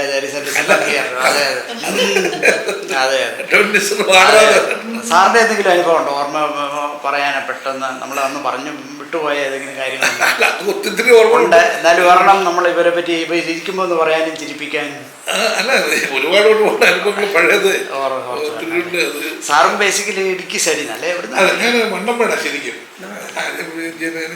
ചെറുക്കാരനാണ് അവിടെ പോയത്. അപ്പം നമുക്ക് അധ്യാപകരായിരുന്നു. അവരെ മണ്ടമ്പേട്ടി പോയി അവിടെ സെറ്റിൽ ചെയ്ത് അവിടെ നിന്നാണ്. അന്നൊക്കെ ഈ ഇടുക്കി സൈഡിൽ അവിടെ ഉള്ളവരൊക്കെ ഇവിടെ നിന്നൊക്കെ പോയവരാകും. എല്ലാവരും കൂടുതലും കോട്ടയം ജനാശിന്റെ ഭാഗത്തുനിന്നുള്ളതാണ് പോയത്. ആ ജില്ലയിൽ നിന്ന് പോയവർ ഒത്തിരിയുണ്ട്. SB കോളേജ് അല്ലാതെ സാറ് അല്ലെങ്കിൽ ഏതെങ്കിലും കോളേജിൽ ആപ്ലിക്കേഷൻ കൊടുത്തിരുന്നോ? ഇനി അഥവാ ഇവിടെ SB ആ കാലത്ത് ഇങ്ങനെയാണ് അഡ്മിഷൻ സീക്വൻസ്? അന്ന് SB കോളേജ് കിട്ടാൻ പാടില്ലായിരുന്നു. SB കോളേജ് നല്ല കോളേജുമാണ്. ഏറ്റവും കോളേജ് എന്ന് പറഞ്ഞാൽ SB കോളേജ് മാത്രമേ ചിന്തിച്ചുള്ളൂ. അന്ന് എനിക്ക് സൈനിക് സ്കൂളിലെ 11th സ്റ്റാൻഡേർഡിന് മാർക്ക് വെച്ച് കിട്ടാൻ പാടുന്നില്ല, പെട്ടെന്ന് കിട്ടി. അത് കഴിഞ്ഞ് SB കോളേജിലെ ആ രീതി നമ്മളിപ്പോൾ സംസാരിച്ചതുപോലെ എല്ലാം കൊണ്ടും വളരെ ഗുണകരമായിട്ട് തോന്നിയത്, പ്രയോജനപ്പെടുത്താൻ പറ്റിയത് കൂടുതലും എനിക്ക് തോന്നുന്നു അത് കഴിഞ്ഞിട്ട് പിന്നെ പുറത്തേക്ക് പോയി. ഞാൻ ലോ കോളേജിലൊക്കെ ആയപ്പോഴത്തേക്ക് ഇവിടെ കിട്ടിയ ഒരു എക്സ്പീരിയൻസ് ലോ കോളേജ് എന്ന് പറയുമ്പോൾ വളരെ കുറച്ചുകൂടി ഒരുപാട് രാഷ്ട്രീയക്കാരെന്ന് പറഞ്ഞാൽ അന്ന് അവിടെയൊക്കെ SB കോളേജിൽ ഒട്ടും അനുവദിക്കത്ത് പോലില്ല, അങ്ങനെ ഇല്ലായിരുന്നു. ഇപ്പോൾ എല്ലാം ഉണ്ടായിരിക്കും. പക്ഷെ അന്നൊന്നും വിദ്യാർത്ഥി രാഷ്ട്രീയം പോലും ഇല്ല, അപ്പം വിദ്യാർത്ഥി സംഘടനകളൊന്നും ഇല്ല അവിടെയൊന്നും. പക്ഷേ SB കോളേജിൽ മറ്റേ ലോ കോളേജ് ചെന്നപ്പോഴത്തേക്ക് അതിൻ്റെ ഒരു വലിയ പ്രധാനപ്പെട്ട ഏരിയ ആയിപ്പോയി. വളരെ പ്രധാനപ്പെട്ട വളരെ പല ആളുകൾ SB ലോ കോളേജിൽ നിന്ന് പാസ്സായി പോയവർ പിന്നീട് MLA MP ഒക്കെ ആയി മാറിയിട്ടുണ്ട്, മറ്റു രീതിയിലൊക്കെ പോയിട്ടുണ്ട്. ആ കാലഘട്ടത്തിൽ ചങ്ങനാശ്ശേരിയിലെ പ്രമുഖരായ വ്യക്തികൾ ആരെയാണ് സാർ ഓർക്കുന്നത്? ആ കാലഘട്ടത്തിൽ പത്മനാഭൻ ഉണ്ട്. പത്മനാഭൻ എൻ്റെ പിതാവ് പിറ്റിച്ചാക്കോയുമായിട്ട് വളരെ അടുപ്പമായിരുന്നു. അത് കഴിഞ്ഞ് ഫാദർ മരിച്ചപ്പോൾ അദ്ദേഹം വന്നിരുന്നു. അതുകൂടാതെ മരിച്ചു കഴിഞ്ഞ് ഞങ്ങളെ കാണാൻ വേണ്ടി തന്നെ ഒരാഴ്ച കഴിഞ്ഞ് ഒരു ദിവസം വന്ന് ഞങ്ങളോടൊപ്പം ഇരുന്ന് ലഞ്ച് കഴിച്ച് ഒത്തിരി നേരം ഇരുന്ന് വർത്തമാനമൊക്കെ പറഞ്ഞിട്ടാണ് പോയത്. അപ്പോൾ അദ്ദേഹത്തോട് വലിയ ആദരവ് ഞങ്ങൾക്കുണ്ട്.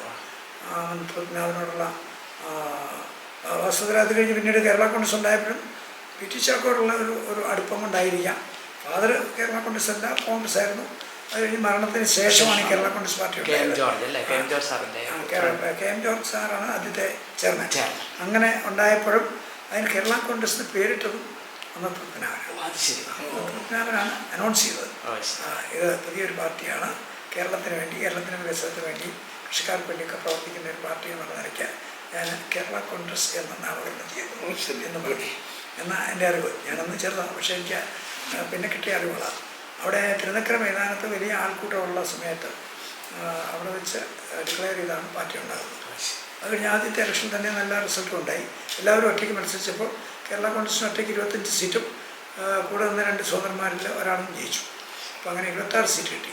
അന്ന് ഏറ്റവും വലിയ പാർട്ടി CPM ആണ്. CPM-ന് 40 സീറ്റ് അടുത്ത് കിട്ടി, 40.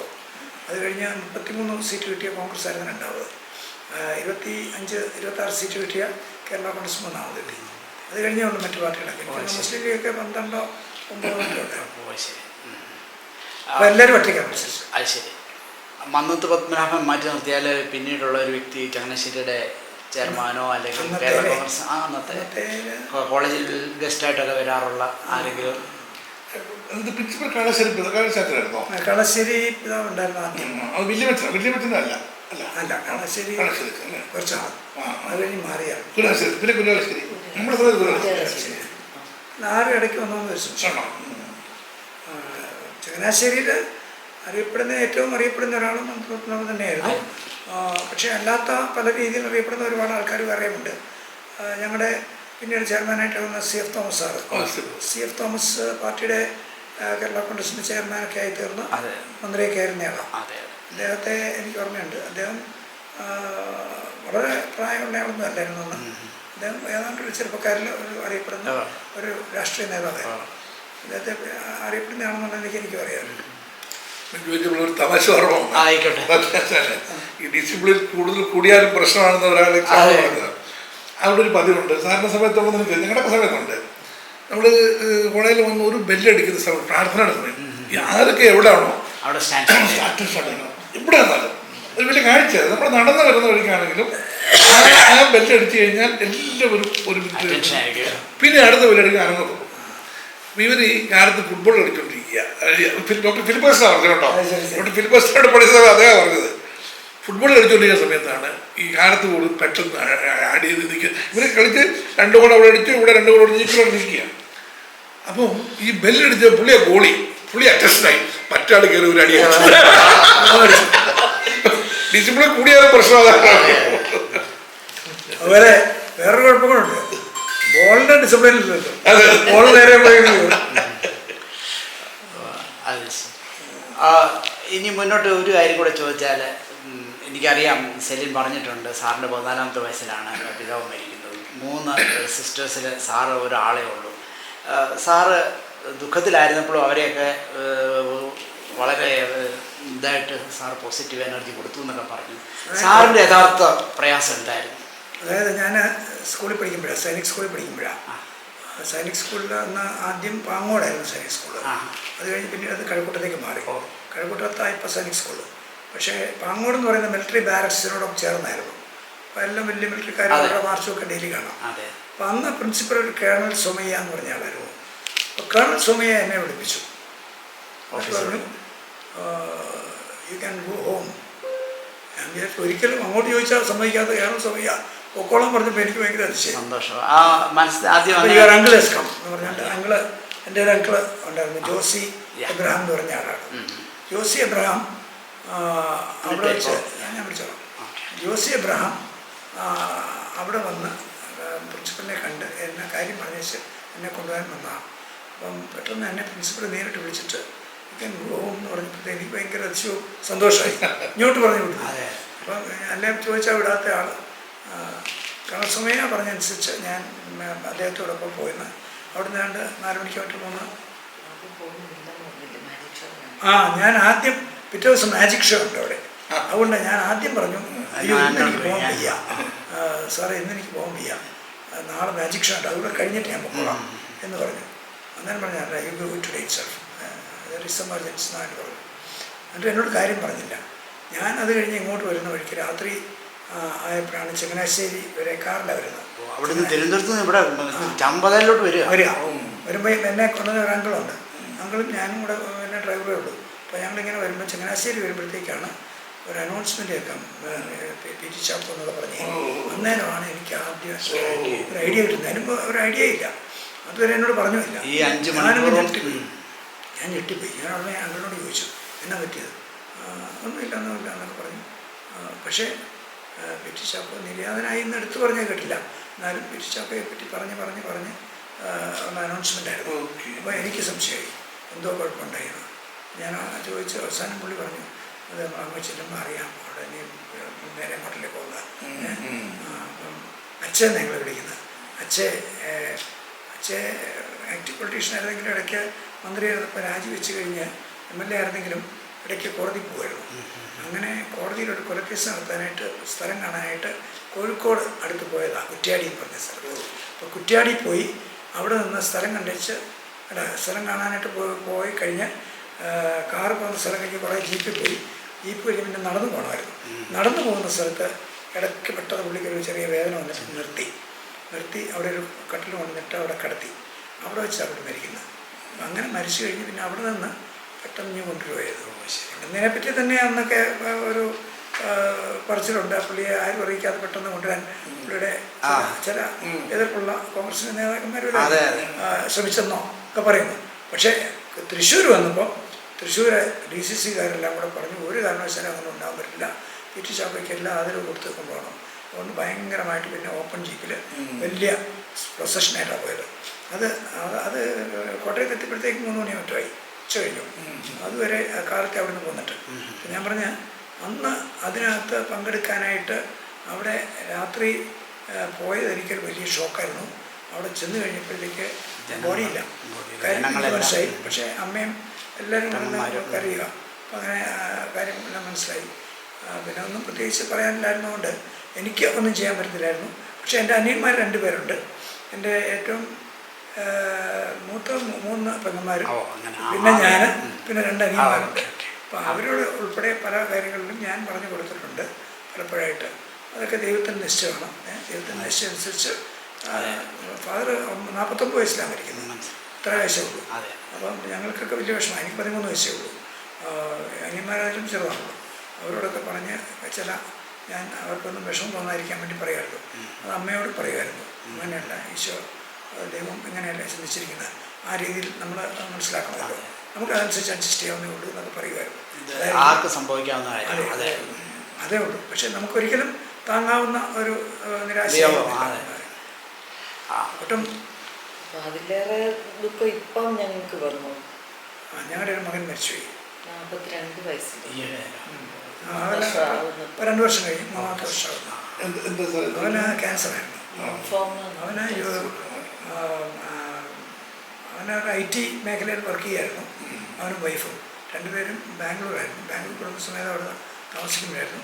പിന്നെ അസുഖമായി കഴിഞ്ഞ് പിന്നെ ഇടക്കാലത്ത് കഴിഞ്ഞിട്ടില്ല. കൊറോണ ടൈമിൽ 1 മാസം ഒന്ന് വീട്ടിൽ നിൽക്കാമെന്ന് പറഞ്ഞിട്ട് ഇങ്ങനെ ഇവിടെ വന്നു. ഇവിടെ ഓൺലൈൻ ചെയ്താൽ മതിയല്ലോ. അപ്പം ജോലി ചെയ്തുകൊണ്ടിരിക്കുന്നതിനിടയ്ക്ക് അവൻ എന്തോ ഒരു വേദന ഇങ്ങനെ പുറത്തും കാണും. അപ്പം ചിലപ്പോൾ ഇരിപ്പിൻ്റെ ആയിരിക്കും, ഓഫീസ് ചെയറൊന്നും അല്ലല്ലോ. അങ്ങനെ ആയിരിക്കും വിചാരിച്ച് നല്ല വേറെ ചെയറൊക്കെ മേടിച്ചു. പിന്നെ നടക്കാൻ പോയി. ജിമ്മിലൊന്നും പോകാൻ പറ്റുന്നില്ലല്ലോ. അവർ നടക്കാൻ പോകും. അങ്ങനെയൊക്കെ ചെയ്തിട്ടും അതുകൊണ്ട് മാറുന്നില്ല. അപ്പം ഡോക്ടറെ അടുത്ത് ചോദിച്ചപ്പോൾ ഒരു ടാബ്ലറ്റ് എടുക്കാൻ പറ്റും. അങ്ങനെ ഒരു 2 വീക്സ് കഴിച്ചപ്പോൾ ആ മാറി. പക്ഷെ പിന്നെ ഉടനെ തന്നെ പെയിൻ വരിക.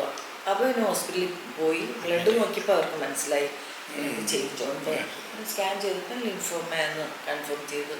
പിന്നെ അവിടെ വന്നിരുന്നോ ട്രീറ്റ്മെൻറ്റിനൊക്കെ അമേരിക്കയിൽ എല്ലാ ട്രീറ്റ്മെൻറ്റും ഹ്യൂസ്റ്റണിൽ MD ആൻഡേഴ്സണിലൊക്കെ വന്നിരുന്നു. അവിടെ ട്രീറ്റ്മെൻറ്റ് നല്ലതായിട്ടൊക്കെ വന്നു. ട്രീറ്റ്മെന്റ് ഒക്കെ നല്ല പിന്നെ 2 മാസം കഴിഞ്ഞു. സാറേ, അപ്പം നമ്മൾ കുറച്ച് കാര്യങ്ങൾ പറഞ്ഞു. ഇനി അമ്മാമ്മയുടെ ഒരു ചെറിയ കാര്യം ചോദിച്ചാൽ, അമ്മാമ്മ ഒരു വലിയ കുടുംബത്തിലെ അംഗമാണ്. സഹോദരങ്ങളൊക്കെ എവിടെയൊക്കെയോ എത്തിയിട്ടുണ്ട്. അവരൊക്കെ എങ്ങനെയായി? അവരും ഇതുപോലെ ഹൗസ് വൈഫായിട്ടാണോ സിസ്റ്റേഴ്സ് അല്ല, അതോ ആരെങ്കിലും ജോലി പോയിരുന്നോ? സിസ്റ്ററിന് മനസ്സിൽ തോന്നിയിരുന്നോ ജോലിക്ക് പോകണമെന്ന്? എനിക്കോ? അതിനുവേണ്ടിയാണോ പഠിച്ചതെന്നോ ചോദിക്കാം. അതിനുവേണ്ടിയല്ല പഠിച്ചത്. ഞാൻ അത്യാവശ്യം ജോലി ചെയ്യിപ്പിക്കുമായിരുന്നു. പ്രത്യേകിച്ച് MP ആയി കഴിഞ്ഞപ്പോൾ ഈ വരുന്ന കത്തുകളൊന്നും ഞങ്ങൾക്ക് അങ്ങനെ വലിയ സ്റ്റാഫൊന്നും, ഒരു ഡ്രൈവറും വേറെ ഡൽഹിയിലൊരു ക്ലാർക്കൊക്കെ ഉള്ളൂ, ആ ഇവിടെ സ്ഥിരമായിട്ട് ആരുമില്ല. അപ്പം ഞാൻ പറഞ്ഞ് നോട്ടിട്ട് കൊടുത്തു കഴിഞ്ഞാൽ മറുപടി തയ്യാറാക്കുമായിരുന്നു. അത് ശരി. മറുപടി കൈയക്ഷന്നല്ല, നല്ല കൈയക്ഷത്തിൽ നല്ലപോലെ എഴുതി, മലയാളത്തിലാണെങ്കിൽ മലയാളത്തിൽ, ഇംഗ്ലീഷിലാണെങ്കിൽ ഇംഗ്ലീഷിൽ എഴുതി എല്ലാവർക്കും ഏത് കത്തിനും മറുപടി അയക്കുമായിരുന്നു.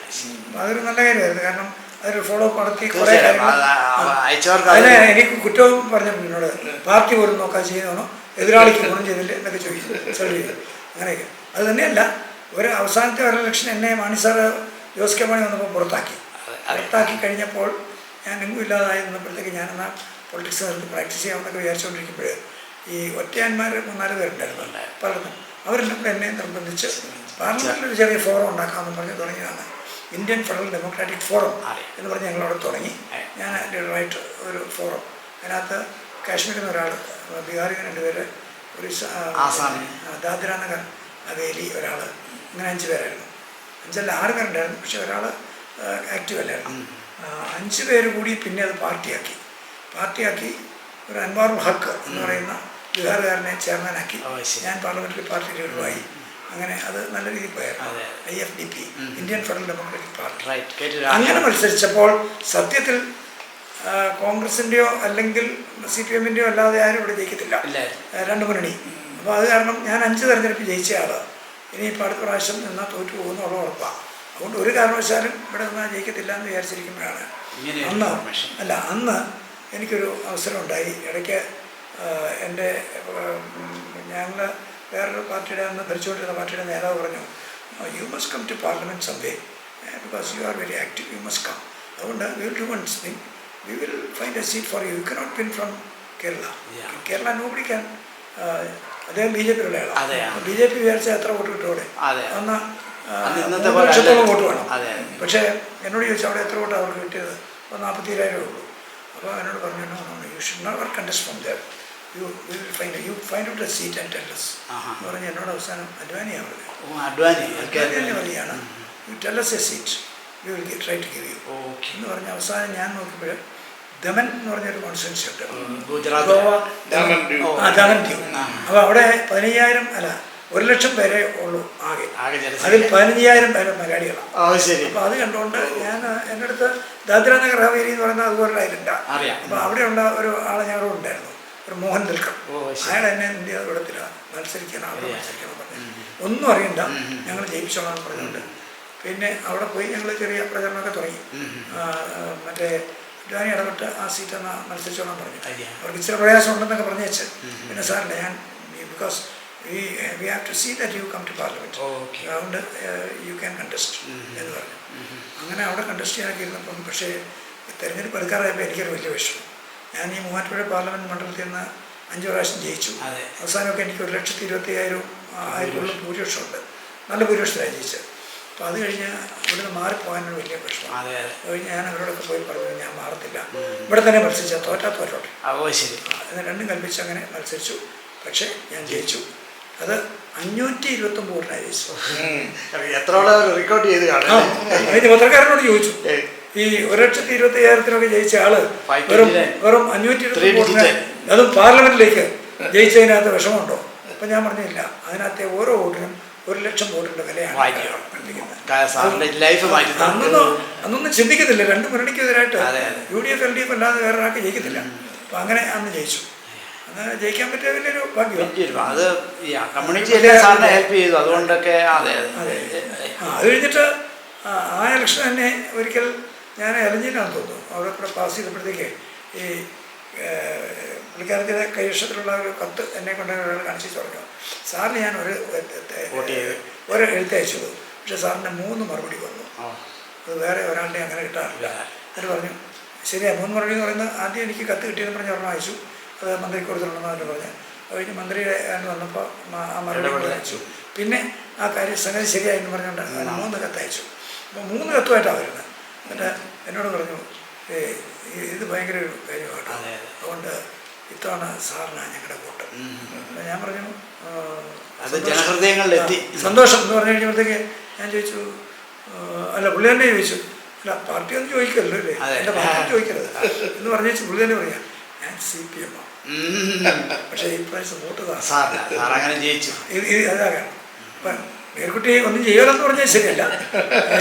ചോദിച്ചു എന്നുള്ളേ ഉള്ളൂ. MSc എന്നുള്ളത് എനിക്ക് അത്യാവശ്യം വിവരമുണ്ടായിരുന്നു. അതുകൂടാതെ ഞാൻ ചെറിയൊരു നോട്ട് ഇട്ട് കൊടുത്താൽ മതി മറുപടി അയച്ചു. ആദ്യമൊക്കെ ഞാൻ തന്നെയായിരുന്നു എഴുതുന്നത്. പിന്നെ ഞാനൊന്നും എഴുതണ്ട, ജസ്റ്റ് നോട്ട് ഇട്ട് കൊടുത്തു കഴിഞ്ഞാൽ അറിയാം. അപ്പോൾ അത് വെച്ചുകൊണ്ട് മറുപടി എല്ലാം കറക്റ്റായിട്ട് പോയത്. എനിക്കിഷ്ടമായിരുന്നു. അത് നല്ല ജോലിയായിരുന്നു. അല്ല, അത് വലിയ ജോലിയായിരുന്നു. അല്ല, അന്നത്തെ കാലത്ത് SBയിൽ ഒരു സീറ്റ് MSc ഒക്കെ കിട്ടുക എന്ന് പറഞ്ഞാൽ എത്രയിടത്തൊക്കെ പോയിട്ട് അങ്ങനെ ഒരു സീറ്റിൻ്റെ പിള്ളേരെന്ന് പറഞ്ഞാൽ മെഡിസിൻ കിട്ടാതെയൊക്കെ വന്നവർ എങ്ങനെയും ഒരു ലെക്ചറർ ആവാനോ ഒക്കെ ഉള്ള ഒരു ഇതിനു വേണ്ടിയാണ് ആ ഒരു സീറ്റ്. ജോലിക്ക് വേണ്ടി അല്ല പഠിച്ചതെന്ന് പറയുമ്പോഴേ അത് ജസ്റ്റ് ഒരു ഇത് പറഞ്ഞു. സാറിൻ്റെ ബയോഗ്രഫി വായിക്കുമ്പം പാർലമെൻറ്റിൽ നടത്തിയ റബ്ബർ സമരം വലിയ ഹിറ്റായിട്ടാണ് കാണുന്നത്. അതിനെപ്പറ്റി ഒന്ന് സാറ് പറയാം. റബ്ബർ ഞാൻ പല സമരങ്ങളും നടത്തിയിട്ടുണ്ട്, പ്രത്യേകിച്ച് കേരളവുമായി ബന്ധപ്പെട്ട പല കാര്യങ്ങളും. അതിൽ റബ്ബർ മാത്രമല്ല, നമുക്ക് ഇവിടെ റെയിൽവേ സോൺ വേണം എന്ന് പറഞ്ഞ് ഞാൻ സമരം ചെയ്തിട്ടുണ്ട്. റെയിൽവേ സോൺ കേരളത്തിൽ ഇന്ന് വരെയും കിട്ടിയിട്ടില്ല. പക്ഷേ റബ്ബർ സമരം നടത്തിയത് റബ്ബർ ഷീറ്റ് ചുറ്റി ഉരുണ്ട് ഏറ്റവും പ്രധാനപ്പെട്ട കേന്ദ്രത്തിൽ കൂടെ പോയത്, പാർലമെൻറ്റ് അതിലൂടെ പോയത്. പിന്നെ വേറൊരു കാര്യം കൂടെ ചെയ്തിട്ടുണ്ട്, അത് ഒരിക്കലും ചെയ്യാൻ പാടില്ലാത്തതാണ്. ഈ റബ്ബർ ഷീറ്റ് പാർലമെൻറ്റിനകത്ത് കയറ്റാൻ പറ്റില്ല. പക്ഷേ എൻ്റെ ഒരു ബ്രീഫ് കേസ് ഉണ്ട്, ആ ബ്രീഫ് കേസിനകത്ത് ആരും അറിയാതെ ഒരെണ്ണം മടക്കി വെച്ചു, പെട്ടെന്ന് കാണത്തില്ല. MP മാരുടെ ആണ്ടെങ്കിൽ കടത്തി വിടും. ഇതിനകത്ത് വേറെ അങ്ങനെ ദ്രോഹപരമായൊന്നും കാണത്തില്ലല്ലോ എന്ന് വിചാരിച്ചു ഞാനിതും കൊണ്ട് കയറി അവിടെ പോയിട്ട് സമയമായപ്പോഴത്തേക്ക് റബ്ബറിൻ്റെ ഇഷ്യൂവിൽ ഞാൻ ഒരു പറയാൻ ഉദ്ദേശിച്ചത് എൻ്റെ ചാൻസ് വന്നപ്പോഴത്തേക്ക് ഞാൻ റബ്ബർ ഷീറ്റ് ഒന്ന് പൊക്കി. ഇപ്പോഴത്തേക്ക് ഭയങ്കര ബഹളം. ഇതെന്നാ ചിലർക്ക് പറഞ്ഞ് ബോംബാണോ? ചിലർക്ക് ഞാൻ പറഞ്ഞ് ബോംബൊന്നുമില്ല, ഇത് റബ്ബറാ, ഇത് കർഷകൻ്റെ പ്രയത്നത്തിൽ നിന്ന് ഉണ്ടാകുന്നത്. കർഷകൻ പ്രയത്നിച്ച് റബ്ബർ പാലായി വരുന്നത് പിന്നെ കർഷകനാണ് ഇങ്ങനെ ആക്കുന്നത് എന്നൊക്കെ പറഞ്ഞ് മനസ്സിലാക്കിയപ്പോഴത്തേക്ക് ഒന്ന് സോമനാഥ് ചാറ്റർജി എന്ന് പറഞ്ഞ ഒരാളായിരുന്നു. അങ്ങനെ പറഞ്ഞു, mister Thomas, you cannot do this, I have to take action against you. ഞാനത് കേൾക്കാത്ത പറ്റി പറഞ്ഞുകൊണ്ടിരിക്കുക. പിന്നെയും പറയാം റബ്ബറിൻ്റെ വെയിറ്റൊക്കെ പറഞ്ഞ് റബ്ബറിൻ്റെ ഗുണമൊക്കെ പറഞ്ഞുകൊണ്ടിരിക്കുക. അപ്പോൾ അവസാനം പുള്ളി എന്നോട് പറഞ്ഞു, see mister Thomas, I have to quote the rule. See, as per this rule, you have to be ousted from the house. ഞാൻ അങ്ങനെ മൈൻഡ് ചെയ്യാതെ പിന്നെയും പറഞ്ഞുകൊണ്ടിരിക്കുക. അവസാനം അങ്ങനെ പറഞ്ഞു, mister PC Thomas is ഔസ്റ്റഡ് from the Lok Sabha. അങ്ങനെ പുറത്താക്കി. എത്ര ദിവസത്തേക്ക്? ആയിരിക്കും അല്ലേ? അല്ലേ ആ സെഷൻ ആയിരിക്കും അല്ലേ? അതെ, ഏത് കൊല്ലമെന്ന് ഞാൻ അത് കഴിഞ്ഞിട്ട് അല്ല, എത്ര നാളത്തേക്ക് എന്നെ പുറത്താക്കിയത് ഇൻഡെഫിനിറ്റാണ്. അപ്പം പുറത്താക്കി, രക്ഷയില്ല, പിന്നെ കയറാൻ പോലും വയ്യ. പക്ഷേ പിറ്റേ ദിവസം പുള്ളി ഒരാളെ വിട്ടു. Somnath Chatterjee, Thomas you please come and see me. ഞാൻ ചെന്നെന്ന് പറയാം, എനിക്കിന്നലെ ഉറങ്ങാൻ പറ്റിയില്ല. Because I have ousted a member like you. I should not have done that. ഞാൻ പറഞ്ഞു, you have done as per the rules. Wrong is on my part, but I did this because I wanted to make that a very big issue, and that has been done. But of course, I know very well, ഒരു കാരണവശാലും അങ്ങ് ചെയ്തത് തെറ്റല്ല എന്ന് പറയിപ്പിക്കാൻ നോക്കുമ്പോൾ അവരോട് പറയാം, mister Thomas, എനിക്ക് ഉറക്കം വന്നില്ല, ഇനിയാണെങ്കിലും എനിക്ക് ഉറങ്ങാൻ പറ്റില്ല, so I am going to take you back. ഞാൻ പറഞ്ഞു, അങ്ങേക്ക് അങ്ങനെ എടുക്കാൻ പറ്റുമോ? ഞാനതിനൊന്നും നോക്കുന്നില്ല. മറ്റേ നിങ്ങളെ പുറത്താക്കുന്ന ഞാൻ റൂൾ നോക്കിയായിരുന്നു. അപ്പോൾ അതുകൊണ്ടെടുക്കുന്ന ഞാൻ റൂൾ പോലും നോക്കുന്നുണ്ട്. You are asked to come back to the house. അതെനിക്കൊരു വലിയ ആശ്വാസമായി. അല്ല, ഞാൻ പറഞ്ഞ റബ്ബർ മാത്രമല്ല, വേറെ പല ഇഷ്യൂസിൽ നമ്മൾ കേരളത്തിലെ മലയാളികളെ സംഘടിപ്പിച്ചുകൊണ്ട് പല കാര്യങ്ങളും ചെയ്യാൻ പറ്റും. പ്രത്യേകിച്ച് അവസാനം അത് ഡൽഹി കേരള കോൺഗ്രസ് പേര് പോയി. കേരള കോൺഗ്രസ് ഡൽഹി യൂണിറ്റ്. അപ്പോൾ കറണ്ടൊക്കെ ചോദിക്കുന്നത് കേരള കോൺഗ്രസ് ഡൽഹി യൂണിറ്റോ? ഇതന്നെ കേരള കോൺഗ്രസ് അല്ലേ നിങ്ങളുടെ പേര്? പിന്നെ ഡൽഹി യൂണിറ്റ്. ഡൽഹിയിൽ ലണ്ടനിൽ വേണേൽ ആകാവുന്നുണ്ട്, എവിടെ വേണേൽ ആകാമെന്ന് പറഞ്ഞു. പക്ഷേ ഞങ്ങൾ ഡൽഹി യൂണിറ്റ് ഉണ്ടാക്കിയിട്ടുള്ള ഗുണം എന്താണെന്ന് വെച്ച് കഴിഞ്ഞാൽ അതിനകത്ത് പാർട്ടി ഭേദമന്യേ ആളുകൾ വന്ന് എല്ലാ പരിപാടിക്കും പോകും. നമ്മൾ പല കാര്യത്തിനു വേണ്ടി പോയിട്ടുണ്ട്. പിന്നെ സാറ് ഒരു ഇൻഫ്ലുവൻസ് ആണല്ലോ ലീഡർഷിപ്പിലൂടെ, ഒരു പാലമാണല്ലോ. അവിടെ നിന്ന് എന്തെങ്കിലും കാര്യങ്ങൾ പറയാനെടുക്കാനൊക്കെ പല ഇഷ്യൂസ് റേസ് ചെയ്യുമായിരുന്നു. ഇഷ്യൂസ് റേസ് ചെയ്യാനായിട്ട് പല രീതിയിൽ നമുക്ക് പറ്റും. ഒന്ന്, നമുക്ക് സാധാരണ രീതിയിൽ ചെയ്യുന്ന മാർഗങ്ങളൊക്കെ. പിന്നെ അതല്ലാതെ നിയമം ഉപയോഗിച്ച് നമുക്ക് പല കാര്യങ്ങളുണ്ട്. അതെനിക്ക് ഞാൻ പഠിച്ച് അതനുസരിച്ച് ചില എന്നെ വേണ്ടെന്ന് പറഞ്ഞാലും എന്നെ വിളിക്കാതിരിക്കാൻ പറ്റില്ല. എനിക്ക് ഒരു ഇതിനകത്ത് ഞാനൊരു ഒരു പ്രത്യേക ഒരു ഒരു വകുപ്പ് വെച്ചുകൊണ്ട് ഒരു കിട്ടും. എന്നിട്ട് എന്നെ വിളിച്ചില്ല. വിളിച്ചിട്ട് ഞാൻ പറഞ്ഞു എന്നെ വിളിക്കണം. As per this rules it is the duty of the speaker to call me. അപ്പോൾ പുള്ളി അതൊക്കെ നോക്കി പറഞ്ഞു yes mister Thomas we can submit പറഞ്ഞു. അപ്പം എനിക്ക് പറയാൻ പറ്റി. അപ്പം ഞാൻ ഏതോ ഒരു നിയമത്തിൽ വരുത്തേണ്ട മാറ്റങ്ങളെക്കുറിച്ചാണ് ഞാൻ പറയുന്നത്.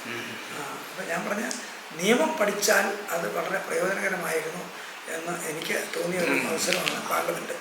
ഏത് ടോപ്പിക്കിലും നമുക്ക് പ്രത്യേകിച്ച് ലോക്സഭയിലൊക്കെ ആണെങ്കിൽ പാർലമെൻറ്റിലൊക്കെ നമ്മൾ റൂൾസ് ചട്ടങ്ങൾ ശരിക്കും പഠിച്ചാൽ അത് വെച്ച് നമുക്ക് പ്രയോജനപ്പെടുത്താൻ പറ്റും. അത് വെച്ച് നമ്മൾ വേറെ ഒരാളെ പിടിക്കാനും പറ്റും മനസ്സിലാക്കിയ രീതിയിൽ. അത് അത് ഗുണകരമാകും ഒത്തിരി. അത് ലോയുടെ പഠിക്കാൻ പറ്റിയതിൻ്റെ ഒരു ഗുണമാണ്. പിന്നെ ഞാൻ ആക്റ്റീവ് പ്രാക്ടീസിലായിരുന്നു തൊടുപുഴയിൽ. പ്രാക്ടീസിലായിരുന്നു ഞാൻ. സത്യത്തിൽ ഇന്നലെ എന്നെ അവർ വിളിച്ചിട്ട് ഞാൻ പോയെന്ന് ഞാൻ പറഞ്ഞു. അവിടെ പോയപ്പോൾ ഞാനവിടെ പ്രസംഗിച്ച് പറയുകയും ചെയ്തു. കാരണം വിദ്യാസാഗർ എൻ്റെ അടുത്ത സുഹൃത്തായിരുന്നു, അതിൻ്റെ അഡ്വക്കേറ്റാണ്. പുള്ളി അടിമാലക്കാരനാണ്. അപ്പോൾ പുള്ളി ഞങ്ങളൊക്കെ ഏതാണ്ട് ഒരു ബാച്ചാണ്. പുള്ളി അങ്ങോട്ട് മാറും ഏതായാലും. എന്നിട്ട് പുള്ളി എന്നെ നിർബന്ധിക്കുക, താൻ വരണം, താൻ വരണം. ഞാൻ പറഞ്ഞു ഞാൻ എന്തിനാ വരുന്നത്, എനിക്കിവിടെ രാമപിള്ള സാർ എൻ്റെ സീനിയറിൻ്റെ പുള്ളി ഹൈക്കോടതിയോട് പോയപ്പോൾ ഓഫീസ് വരെ എനിക്ക് സ്വന്തമായി ഓഫീസ് വരെയായി, ഞാനൊന്നും വരത്തില്ല എന്ന് പറഞ്ഞാൽ. പക്ഷേ പുള്ളി എന്നെ നിർബന്ധിച്ചുകൊണ്ടിരുന്നിട്ട് അവസാനം പുള്ളി പറയുന്ന ഇതാ, ഏറ്റവും അധികം കൊലക്കേസുള്ള സ്ഥലം ഏതാണെന്നറിയാവോ, അത് ഞങ്ങളുടെ ജില്ലയാണ്, ഇടുക്കി ജില്ലയാണ്. ശരിയാ, കണക്കനുസരിച്ച് അങ്ങനെയായിരുന്നു. അവസാനം നീ വരുവാണെങ്കിൽ കൊലക്കേസ് മുഴുവൻ നിൻ്റെ ഇരിക്കും. പുള്ളി ഒരു കാര്യം കൂടെ പറയും, ഇപ്പോൾ അവിടെയുള്ള മിടുക്കന്മാരായ വക്കീലന്മാരായാലും കൊലക്കേസ് നടത്തി പരിചയമില്ല, എനിക്ക് ഇച്ചിരി പരിചയമുണ്ടല്ലോ. അത് വെച്ചുകൊണ്ട് അങ്ങനെ അവസാന നിമിഷത്തിൽ ഞാൻ പ്ലാൻ ചെയ്ത് സമ്മതിച്ച് പോയത് ഗുണമുണ്ടായി. അവസാനം ഏറ്റവും വലിയ ക്രിമിനലായി, പ്രത്യേകിച്ച് കൊലക്കേസ് ഏറ്റവും കൂടുതൽ ഞാനായിരുന്നു. അത് കഴിഞ്ഞാൽ ഈ അസംബ്ലി ഇലക്ഷൻ നടത്താനായിട്ട് എന്നെ നിർബന്ധിച്ചപ്പോൾ ഞാൻ സമ്മതിച്ചില്ല. Vazhoor election Narayana Kurup sir ഞങ്ങളോടായിരുന്നു. അദ്ദേഹം വേറെ പാർട്ടിയിലേക്ക് പോയി. അപ്പോൾ അവിടെ വേക്കൻ്റായി. അങ്ങനെ വന്നപ്പോഴത്തേക്ക് ഞങ്ങളുടെ പാർട്ടിയിൽ നിന്ന് ഒരാളെ നിർത്താൻ വേണ്ടി മാണിസാറിനോടെയാണ്. മാണിസാർ അവിടെ ആരുമില്ല, ഞങ്ങളുടെ കൂടെ നിൽക്കേണ്ടത് 4 പേര് തമ്മിൽ ഭയങ്കര അടിയാണ്, ആർക്ക് സീറ്റ് വേണമെന്നുള്ളത്. അപ്പോൾ ആ 4 പേരും വന്ന് എന്നെ കാണും. എന്നെ ചോദിക്കും, സാറേ ഞാൻ നോക്കുന്നുണ്ട്, പക്ഷെ എനിക്ക് തന്നില്ല, സാർ നിൽക്കാം. അങ്ങനെ പറഞ്ഞാൽ എനിക്ക് മനസ്സിലായി 4 പേരും ഭയങ്കര അടിയാണ്. അപ്പോൾ ഞാൻ പറഞ്ഞു 4 പേരും കൂടെ ഒരുമിച്ച് വന്ന് പറഞ്ഞാൽ ഞാൻ നിൽക്കാം. ചുമ്മാ പറഞ്ഞാൽ എനിക്കറിയാം ഒരിക്കലും നടക്കത്തില്ലെന്നറിയാം, കാരണം ഇവർ അതുപോലെ അടിയാം. അവസാനം സീറ്റ് മാണിസാർ വിട്ടുകൊടുക്കും എന്ന് അറിഞ്ഞുകൊണ്ട് ഈ 4 പേരും കൂടെ വന്ന് ഞാൻ അന്നൊരു കേസ് നടത്തിക്കൊണ്ടിരിക്കുക. 12 മണിക്ക് അവരെത്തി. വൈകിട്ട് 5:30 കഴിഞ്ഞ് 6 മണി കഴിഞ്ഞിട്ട് എന്നെ കാണാൻ പറ്റും. രാത്രി 12:30 വരെ ഇരുന്ന് സംസാരിച്ചു. അവസാനം എന്നെ കൊണ്ട് സമ്മതിപ്പിച്ചു. അങ്ങനെ വാഴൂർ മത്സരിക്കാൻ തീരുമാനിച്ചു. വാഴൂർ 1987 ആദ്യം അങ്ങനെ വാഴൂർ മത്സരിച്ചു. കാനം രാജേന്ദ്രൻ ഞാനുമായിട്ട് മത്സരിച്ചു. കാനം ജയിച്ചു, ഞാൻ തോറ്റുപോയി. എന്നിട്ട് വോട്ട് എണ്ണിയത് ചങ്ങനാശ്ശേരിയില്ല. ചങ്ങനാശ്ശേരിയിൽ അവിടുത്തെ അല്ല സ്കൂളിൽ അവിടെ വെച്ചായിരുന്നു. അപ്പോൾ കൗണ്ടിങ് കഴിഞ്ഞ് ഞങ്ങൾ ഇറങ്ങി വന്നപ്പോൾ ഞാനും രാജേന്ദ്രനും കൂടെ ഇറങ്ങി വന്ന് കാനം രാജേന്ദ്രനെ ഞാൻ ഓപ്പൺ ജീപ്പ് കയറ്റി കൈ കൊടുത്താണ് ഞാൻ വിട്ടത്. അപ്പോൾ അവിടെ ഭയങ്കര കാർച്ച ഉറക്കെ. ഞാൻ നോക്കി ഞങ്ങളുടെ പാർട്ടിക്കാരെന്ന് മനസ്സിലാക്കി ഓടിച്ചു. ഞാൻ പറഞ്ഞു തോറ്റെന്നിരിക്കും, പിന്നെ ശ്രമിക്കാമെന്നേ. ഒരിക്കൽ തോറ്റെന്ന് വിചാരിച്ച എൻ്റെ പ്രശ്നം, തോറ്റതിലെല്ലാം ഞങ്ങൾക്ക് പ്രശ്നം. ആ പറഞ്ഞ വാക്ക് ഞാൻ പറയുന്നില്ല, ആ പുള്ളിക്ക് എന്തിനാ കൈ കൊടുത്തു. ഞാൻ പറഞ്ഞു അയാളല്ലേ ജയിച്ചത്. സാറിന് അവിടെ പോയി കൊലക്കേസ് നടത്തണം, അല്ലാതെ ഇവിടെ നിൽക്കണമെന്നില്ല. ഇവന്മാരുടെ ഈ നിർബന്ധം അല്ല, ഈ ബുദ്ധി കണ്ടിട്ടാണ് ഞാൻ അവസാനം ആക്റ്റീവായത്. ഞാൻ ശനി ഞായറും ഓടിപ്പോകുമായിരുന്നു വാഴൂർ. ഞാൻ വാഴൂർ നിയോജകമണ്ഡലം ആരോട് ചോദിക്കാം, ആ 4 പേരുടെ പേര് പറയുന്നതിന് സാറിന് ബുദ്ധിമുട്ടുണ്ടോ? ഒന്ന് ഈപ്പൻ വർഗീസായിരുന്നു, ഈപ്പൻ ജേക്കബ്, ഈപ്പൻ ജേക്കബ് പുള്ളി, പിന്നെ KA ആൻ്റണി, പിന്നെ ഒരു PM ജോസ്, കങ്ങട ജോസ് അറിയപ്പെടുന്നത്, പിന്നെ മാത്യു സാറ് ഒരു വാഴൂരിനകത്ത് തന്നെയാണ്. ഇവരെല്ലാം വാഴൂർ അകത്ത് വരും. അപ്പോൾ ആ പുള്ളിയും ഒരു വാകത്താനത്ത് വരും. അപ്പം പുള്ളിയും നിൽക്കാൻ ആഗ്രഹിക്കുന്നു. 4 പേരും തമ്മിൽ പിടുത്തം. ഏതായാലും അന്ന് തോറ്റ് കഴിഞ്ഞ് ഇവരുടെ ഈ താല്പര്യം കാരണം, ഇവരുടെ ഈ വിഷമം കാരണം വാഴൂർ തിരിച്ചു പിടിക്കണം എന്ന ആഗ്രഹത്തിൽ ഞാൻ ശനി ഞായർ ഓടി ഇവിടുന്ന് അങ്ങ് പോകും. തൊടുപുഴ പോയി ശനി ഞായർ അവിടെ പദയാത്രയും മറ്റൊക്കെ നടത്തി ആക്റ്റീവായി. പക്ഷേ 2 കൊല്ലം കഴിഞ്ഞപ്പോൾ പാർലമെൻറ്റ് ഇലക്ഷൻ വന്നപ്പോൾ മാണിസാറിനെ വിളിച്ചു പറഞ്ഞു, നീ പാർലമെൻറ്റ് നിൽക്കണം. ഞാൻ പറഞ്ഞു, മാണിസാർ എനിക്ക് വാഴൂർ തിരിച്ചു പിടിക്കണം. വേണ്ട, അങ്ങനെ അമിത മോഹമൊന്നും വേണ്ട. നിൻ്റെ പിതാവ് സാക്ഷാൽ PT ചാക്കോ അവിടെ നിന്നപ്പോൾ എത്ര വോട്ടിന് ജയിച്ചത് അറിയാമോ? 81 വോട്ടിന് അത് ജയിച്ചു ശരി. അസംബ്ലിയിൽ. അതുകൊണ്ടേ അത്ര വലിയ അമിത പോകുന്നു വേണ്ട. അത് ശരി. പുള്ളി എന്തിനാ സമ്മതിക്കില്ല. പിന്നെ അവസാനം ഞാൻ എൻ്റെ നിർബന്ധത്തിലാണ് നടത്തിയത്. പക്ഷേ മറ്റേ പാർലമെൻറ്റ് ഇലക്ഷൻ വന്നപ്പോഴത്തേക്ക് നിൽക്കാൻ പറഞ്ഞ് പുള്ളി parliament will be much better for you എന്നൊക്കെ പറഞ്ഞ് എന്നെ പാർലമെൻറ്റിലേക്ക് നിർത്തി. പാർലമെൻറ്റ് ജയിച്ചു കഴിഞ്ഞാൽ പിന്നെ ആക്റ്റീവ് ആയിരുന്നു. സാറ് 6 പ്രാവശ്യം. ഈ പൊളിറ്റിക്സിൽ എങ്ങനെയാണ് പെട്ടെന്നൊരു കയറാൻ സാറ് പഠിക്കുകയായിരുന്നല്ലോ, എങ്ങനെ ഈ പൊളിറ്റിക്സിലെ എൻട്രി പോയിന്റ് ഏതാണ്? പൊളിറ്റിക്സിലാണ് ഏറ്റവും കൂടുതൽ കോമ്പറ്റീഷൻ എന്നുള്ളത് ശരിയാണ്. തമ്മിൽ ഭയങ്കര കോമ്പറ്റീഷനാണ്. പക്ഷേ ആ കോമ്പറ്റീഷനിൽ അങ്ങോട്ട് ചെല്ലുമ്പോൾ പലർക്കൊക്കെ ഉണ്ട്. പക്ഷേ അതൊക്കെ ഉണ്ടെങ്കിലും ആ ഒരു ശക്തമായിട്ടുള്ള ഒരു മുന്നേറ്റം നടത്താനായിട്ട് പറ്റിയില്ലെങ്കിൽ ഒരു പാർട്ടിക്ക് മുന്നോട്ട് പോകാൻ പറ്റത്തില്ല. ആളുകളുടെ ആ ഒരു സ്പിരിറ്റ് അത് ഏത് പാർട്ടിയിലും ഉണ്ട്, പല രീതിയിലുണ്ട്. അത് ഞങ്ങളുടെ പാർട്ടിയിലൊക്കെ വളരെ കാര്യമായിട്ടുണ്ടായിരുന്നത് ഞാൻ ഓർക്കുന്നുണ്ട്. അത് ഉണ്ടെങ്കിൽ മുന്നോട്ട് നീങ്ങാനായിട്ടുള്ള ഒരു ഉത്തേജനമാവും. അത് വെച്ചുകൊണ്ട് മുന്നോട്ട് പോകാൻ പറ്റും. നല്ല KM ജോർജ് സാറിനെ പറ്റി 2 വാക്ക് ഓർമ്മയിൽ എന്താ? സാർ കണ്ടിട്ടില്ലേ? അതിനെ ജോർജ് സാറിനെ എനിക്കറിയാം. ജോർജ് സാറ് ഞാൻ തൊഴിലുറപ്പ് പ്രാക്ടീസ് ചെയ്യുമ്പോൾ ഞാൻ ജോർജ് സാറിനെ അവിടെ പോയി കണ്ടിട്ടൊക്കെ ഉണ്ട്. ജോർജ് സാറ് നല്ല മനുഷ്യനായിരുന്നു. പുള്ളി കേരള കോൺഗ്രസ് ഉണ്ടായപ്പോൾ ആദ്യമൊക്കെ പുള്ളി വരത്തില്ലെന്നാണ് വിചാരിച്ചത്. കാരണം പുള്ളിക്ക് അവിടെ വലിയ മന്ത്രിസ്ഥാനമൊക്കെ കൊടുക്കാനായിട്ട് അന്ന് കോൺഗ്രസ് തയ്യാറായി. കോൺഗ്രസ്സായിരുന്നു. അതെ. അപ്പോൾ പുള്ളി അവിടെ അങ്ങോട്ട് പോകുമെന്നാണ് വിചാരിച്ചത്. പക്ഷേ പുള്ളി പോയില്ല. അവസാനം പുള്ളി കേരള കോൺഗ്രസിനോട് നിന്ന് പുള്ളിയെ ചെയർമാനാക്കി. ചെയർമാൻ എന്നുള്ളതിലേക്കൊന്നും അല്ലാതെ തൊടുപുഴയായിരുന്നുകൊണ്ട് പല കാര്യത്തിലും ഞാൻ പോയി കാണുകയൊക്കെ ചെയ്യാം. പുള്ളി ഒരു നല്ല മനുഷ്യനായിരുന്നു. കാര്യമൊക്കെ പറഞ്ഞാലും. നാരായണക്കുറുപ്പ് സാറിനെ പറ്റി 1 വാക്ക് പറഞ്ഞാൽ എന്തായിരിക്കും? കുറുപ്പ് സാർ നല്ലൊരു നല്ല മിടുക്കനായിരുന്നു. ഞങ്ങൾക്കൊക്കെ വലിയ താല്പര്യമായിരുന്നു. കാരണം ഞങ്ങളുടെ പഴയ ഒരു MLA ആയിരുന്നത് എൻ്റെ ഫാദർ PT ചാക്കോ അവിടെ നിന്ന് ലീഗൽ ഞാൻ പറഞ്ഞില്ലേ കഷ്ടിച്ചയച്ചെന്ന്. അതിനടുത്ത പ്രാവശ്യം വൈക്കത്ത് പോയി VK വേലപ്പിനെ കൊണ്ട് നിർത്തിയാണ് ജയിപ്പിച്ചത്. പുള്ളി പാലായിക്കടുത്ത് മീനച്ചിൽ വന്ന് ജയിച്ചു. 64 പുള്ളി മരിച്ചു ഓഗസ്റ്റിൽ. 64 അവരുടെ പാർട്ടിയിലും പ്രശ്നമുണ്ടായി. പുള്ളിയെ ചില മാറ്റി നിർത്തുമ്പോൾ പുള്ളി രാജിവെച്ചു. എന്തോ ശങ്കറിനെ എതിർപ്പുണ്ടെന്നൊക്കെ അറിഞ്ഞുകൊണ്ട് പുള്ളി രാജിവെച്ചു. മദ്രസാൻ രാജിവെച്ച് നിൽക്കുമ്പോഴാണ് പുള്ളി പിന്നെയും ആക്റ്റീവ് പ്രാക്ടീസിലൊക്കെ നിൽക്കുമ്പോഴാണ് പെട്ടെന്ന് മരിച്ചുപോയി. പക്ഷെ പുള്ളി മരിച്ചു കഴിഞ്ഞ് ഒരു കുറച്ച് നാളുകൂടെ കഴിഞ്ഞപ്പോഴാണ് ബാക്കിയുള്ളവരെല്ലാം കൂടെ കൂടി പുള്ളിയോട് അടുപ്പമുണ്ടായിരുന്നവർ കൂടിയാണ് കേരള കോൺഗ്രസിന് പോകാൻ കൊടുത്തത്. എല്ലാവരും വന്നില്ല. ഏറ്റവും അടുത്ത പുള്ളിയുടെ ചില ആളുകൾ വന്നില്ല. എനിക്കറിയാം. ഒരു ആർക്കുന്നക്കാരനൊരു BM പോലീസുണ്ട്. പുള്ളി ഫാദറിൻ്റെ ഏറ്റവും അടുത്തയാണ്. എനിക്ക് കേരള കോൺഗ്രസിന് പോകണമെന്ന് ആഗ്രഹം ഉണ്ടായിരുന്നു. കോൺഗ്രസ് വിട്ട് പോകണമെന്ന് ആഗ്രഹം ഉണ്ടായിരുന്നു. ആർക്കാ? ഫാദർ പിരിച്ചിട്ടുണ്ടെങ്കിൽ വേറൊരു പാർട്ടി ചിലപ്പോൾ ഉണ്ടാവില്ല. കാരണം അദ്ദേഹം ഒരു പാർട്ടി എന്നോട് ചേർത്ത് അത് ചോദിക്കും. ഞാനും പറയും ഞാനും അദ്ദേഹത്തെ പോലെ തന്നെയാണ്. അദ്ദേഹം കോൺഗ്രസ് ആയിരുന്നുകൊണ്ട് കോൺഗ്രസ് ആയിട്ട് തന്നെ ആയിരുന്നു. ഞാൻ കേരള കോൺഗ്രസ് ആയിട്ട് അതിൽ നിന്ന് പോകത്തില്ല എന്ന് പറയും. അങ്ങനെ പറയുമ്പോഴേ പിന്നെ മറുപടി പറയില്ല. അല്ല, ഞാൻ പറഞ്ഞ പുള്ളി എന്നോട് ബാലകൃഷ്ണൻ പറഞ്ഞിട്ടുണ്ട്, ഞങ്ങളൊക്കെ നിർബന്ധിക്കാതെ നമുക്ക് വേറെ പാർട്ടി ഉണ്ടാക്കാൻ എന്നും ചിന്തിക്കണ്ട പറയും. അപ്പോൾ പുള്ളി അതിന് തയ്യാറില്ലാന്ന് തോന്നുന്നു. പക്ഷേ പുള്ളിയുടെ മരണത്തിന് ശേഷം പുള്ളിയോടൊപ്പം ഉണ്ടായിരുന്നവരെ അതുപോലെ തഴിയുമായിരുന്നു. അവരങ്ങ് ഒന്നുമില്ലാതെ. അതുകൊണ്ട് അവർ ആലോചിച്ചു, അങ്ങനെ പാർട്ടി നന്നായിട്ട് മുന്നേറുകയും ചെയ്തു. പിന്നെ പാർട്ടിയിൽ ഒരുപാട് ഭിന്നതകളൊക്കെ വന്ന് വളരും തോറും മാണിസാറല്ലേ പറഞ്ഞ മാണിസാറോട് ഈ പാർട്ടി വളരുന്നതല്ലേ എന്ന് ചോദിക്കുക. അങ്ങനെയോ വളരും തോറും പിളരും, പക്ഷെ പിളരും തോറും വളരും. മാണിസാറിന് ഇങ്ങനെയുള്ള വലിയ കഴിവുണ്ട് പറയാൻ. കുറുപ്പ് സാറ് ഞങ്ങളുടെ കൂടെ വന്ന് വേറൊരാള് മരിച്ചു പോയപ്പം പള്ളി MP ആയി, അല്ല MLA ആയി. അത് കഴിഞ്ഞ് ഒരു പ്രാവശ്യം കൂടി ജയിച്ചെന്നായിരിക്കും. അടുത്ത ഇലക്ഷൻ വന്നപ്പോൾ പുള്ളി വേറെ പാർട്ടിയിലേക്ക് പോയി. അങ്ങനെ വന്നപ്പോഴാണ് ഒരു വേക്കൻസി വന്നത്. പക്ഷെ കുറുപ്പ് സാറ് ഞങ്ങളുമായിട്ട് നല്ല എടുപ്പായിരുന്നു. ഞാനത് കഴിഞ്ഞ് പോയി കാണുകയൊക്കെ ചെയ്യാമായിരുന്നു. ഉറപ്പിനെ കുറിച്ച് പറയുമല്ലോ. ആ കാലത്ത് പുള്ളി ട്രാൻസ്പോർട്ട് മിനിസ്റ്ററൊക്കെ ആയിരുന്നു. നല്ലൊരു എക്കോ ഉണ്ടാക്കുമായിരുന്നു. സാറിന്റെ വീട് എനിക്ക് എപ്പോഴും നല്ല പരിചയം. നെടുമണ്ണി, നെത്തല്ലൂർ കവലയെന്ന്. നെടുമണ്ണിയായിരുന്നു ഞാനവിടെ പോയി പലപ്പോഴും കണ്ടു. അതെ, ഇപ്പൊ ജയരാജ് സാറും ആ കോർണർ വീടുണ്ടല്ലോ. ഞങ്ങൾ 2 പാർട്ടിയിലായിരുന്നപ്പോഴും കണ്ടുപോയിരുന്നു. അതെ നല്ല മനുഷ്യനായിരുന്നു. അതെ. സാറ് രാഷ്ട്രീയത്തിൽ പോയില്ലായിരുന്നെങ്കിൽ തീർച്ചയായിട്ടും ഒരു വക്കീലായിട്ട് തന്നെ ജീവിതം മുന്നോട്ട് പോയനായിരുന്നു അല്ലേ സാർ? രാഷ്ട്രീയത്തിൽ പോരില്ലായിരുന്നു ഞാൻ ഇവിടുത്തെ കുക്കായി മാറിയത്. സാധൊരു അതല്ല, രാഷ്ട്രീയത്തിൽ പോയതുകൊണ്ട് ഞാൻ കാണുന്ന ഒരു ഗുണം ഈ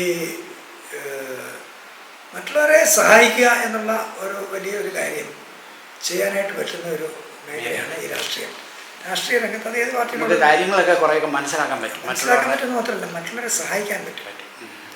ഇന്ന് കാലത്ത് ഇവിടെ നിന്ന് ഒരാൾ എന്നോട് പറഞ്ഞു, ഓരോ ആളുകൾ വിളിച്ച് പറയാം ഒരു കാര്യം വിളിച്ച് പറഞ്ഞാൽ അത് അയാൾ ചെയ്താൽ പുള്ളിക്ക് വലിയൊരു ഗുണമുണ്ട്. കുറച്ച് മുമ്പ് നിങ്ങൾ വരുന്നതിന് കുറച്ച് മുമ്പ് വിളിച്ച് പറഞ്ഞു, അയ്യോ ശരിയായി കേട്ടോ, അയാൾ അത് ചെയ്തു തന്നു. അങ്ങനെ നമ്മളെ പല കാര്യത്തിൽ നമുക്കിപ്പം പൈസ കൊടുത്ത് ആരെയും ചിലപ്പോൾ സഹായിക്കാൻ പറ്റത്തില്ല, പക്ഷേ ഇതുപോലെ പല രീതിയിൽ പലരെയും സഹായിക്കാൻ പറ്റും എന്നുള്ളത് ഓർക്കുമ്പോൾ ഞാൻ അഭിഭാഷക വൃത്തിയിൽ എനിക്ക് നല്ല നേട്ടം ഉണ്ടായിരുന്നെങ്കിലും ഏറ്റവും കൂടുതൽ ആ രംഗത്ത് ഷൈൻ ചെയ്ത് മുന്നോട്ട് പോകാൻ പറ്റിയെങ്കിലും അതോടൊപ്പം തന്നെ രാഷ്ട്രീയ രംഗത്തെ ഈ വലിയൊരു ഭാഗ്യം ഈ സാറിനെ ഐഡന്റിഫൈ കേരളത്തിൽ ജനങ്ങൾ അറിയുന്നത് രാഷ്ട്രീയത്തിൻ്റെ ഇത് വെച്ചാണല്ലോ. അല്ല, രാഷ്ട്രീയ രംഗത്ത് ഉള്ള ഏറ്റവും നല്ല ഗുണം ഞാൻ വിചാരിക്കുന്നത് മറ്റുള്ളവരെ സഹായിക്കാമെന്നുള്ളതാണ്. കാരണം നമ്മൾ ഞങ്ങളൊക്കെ വിചാരിക്കുന്ന ബൈബിളിൽ പറയുന്നു സഹോദര സ്നേഹമാണ്. സഹോദരനെ പോലെ കാണണം എല്ലാവരെയും. എല്ലാവരെയും സഹോദരനെ പോലെ കാണണം എന്ന് പറഞ്ഞാൽ ചുമ്മാ പോയി സഹോദരനെ കെട്ടിപ്പിടിക്കാനല്ല പറയുന്നത്. സഹോദരനെ സഹായിക്കുക, അതാ ചെയ്യേണ്ടത്. അത് ചെയ്യാനായിട്ട് ഏറ്റവും നല്ലൊരു വേദിയാണ് രാഷ്ട്രീയ രംഗം. പല എതിർപ്പ്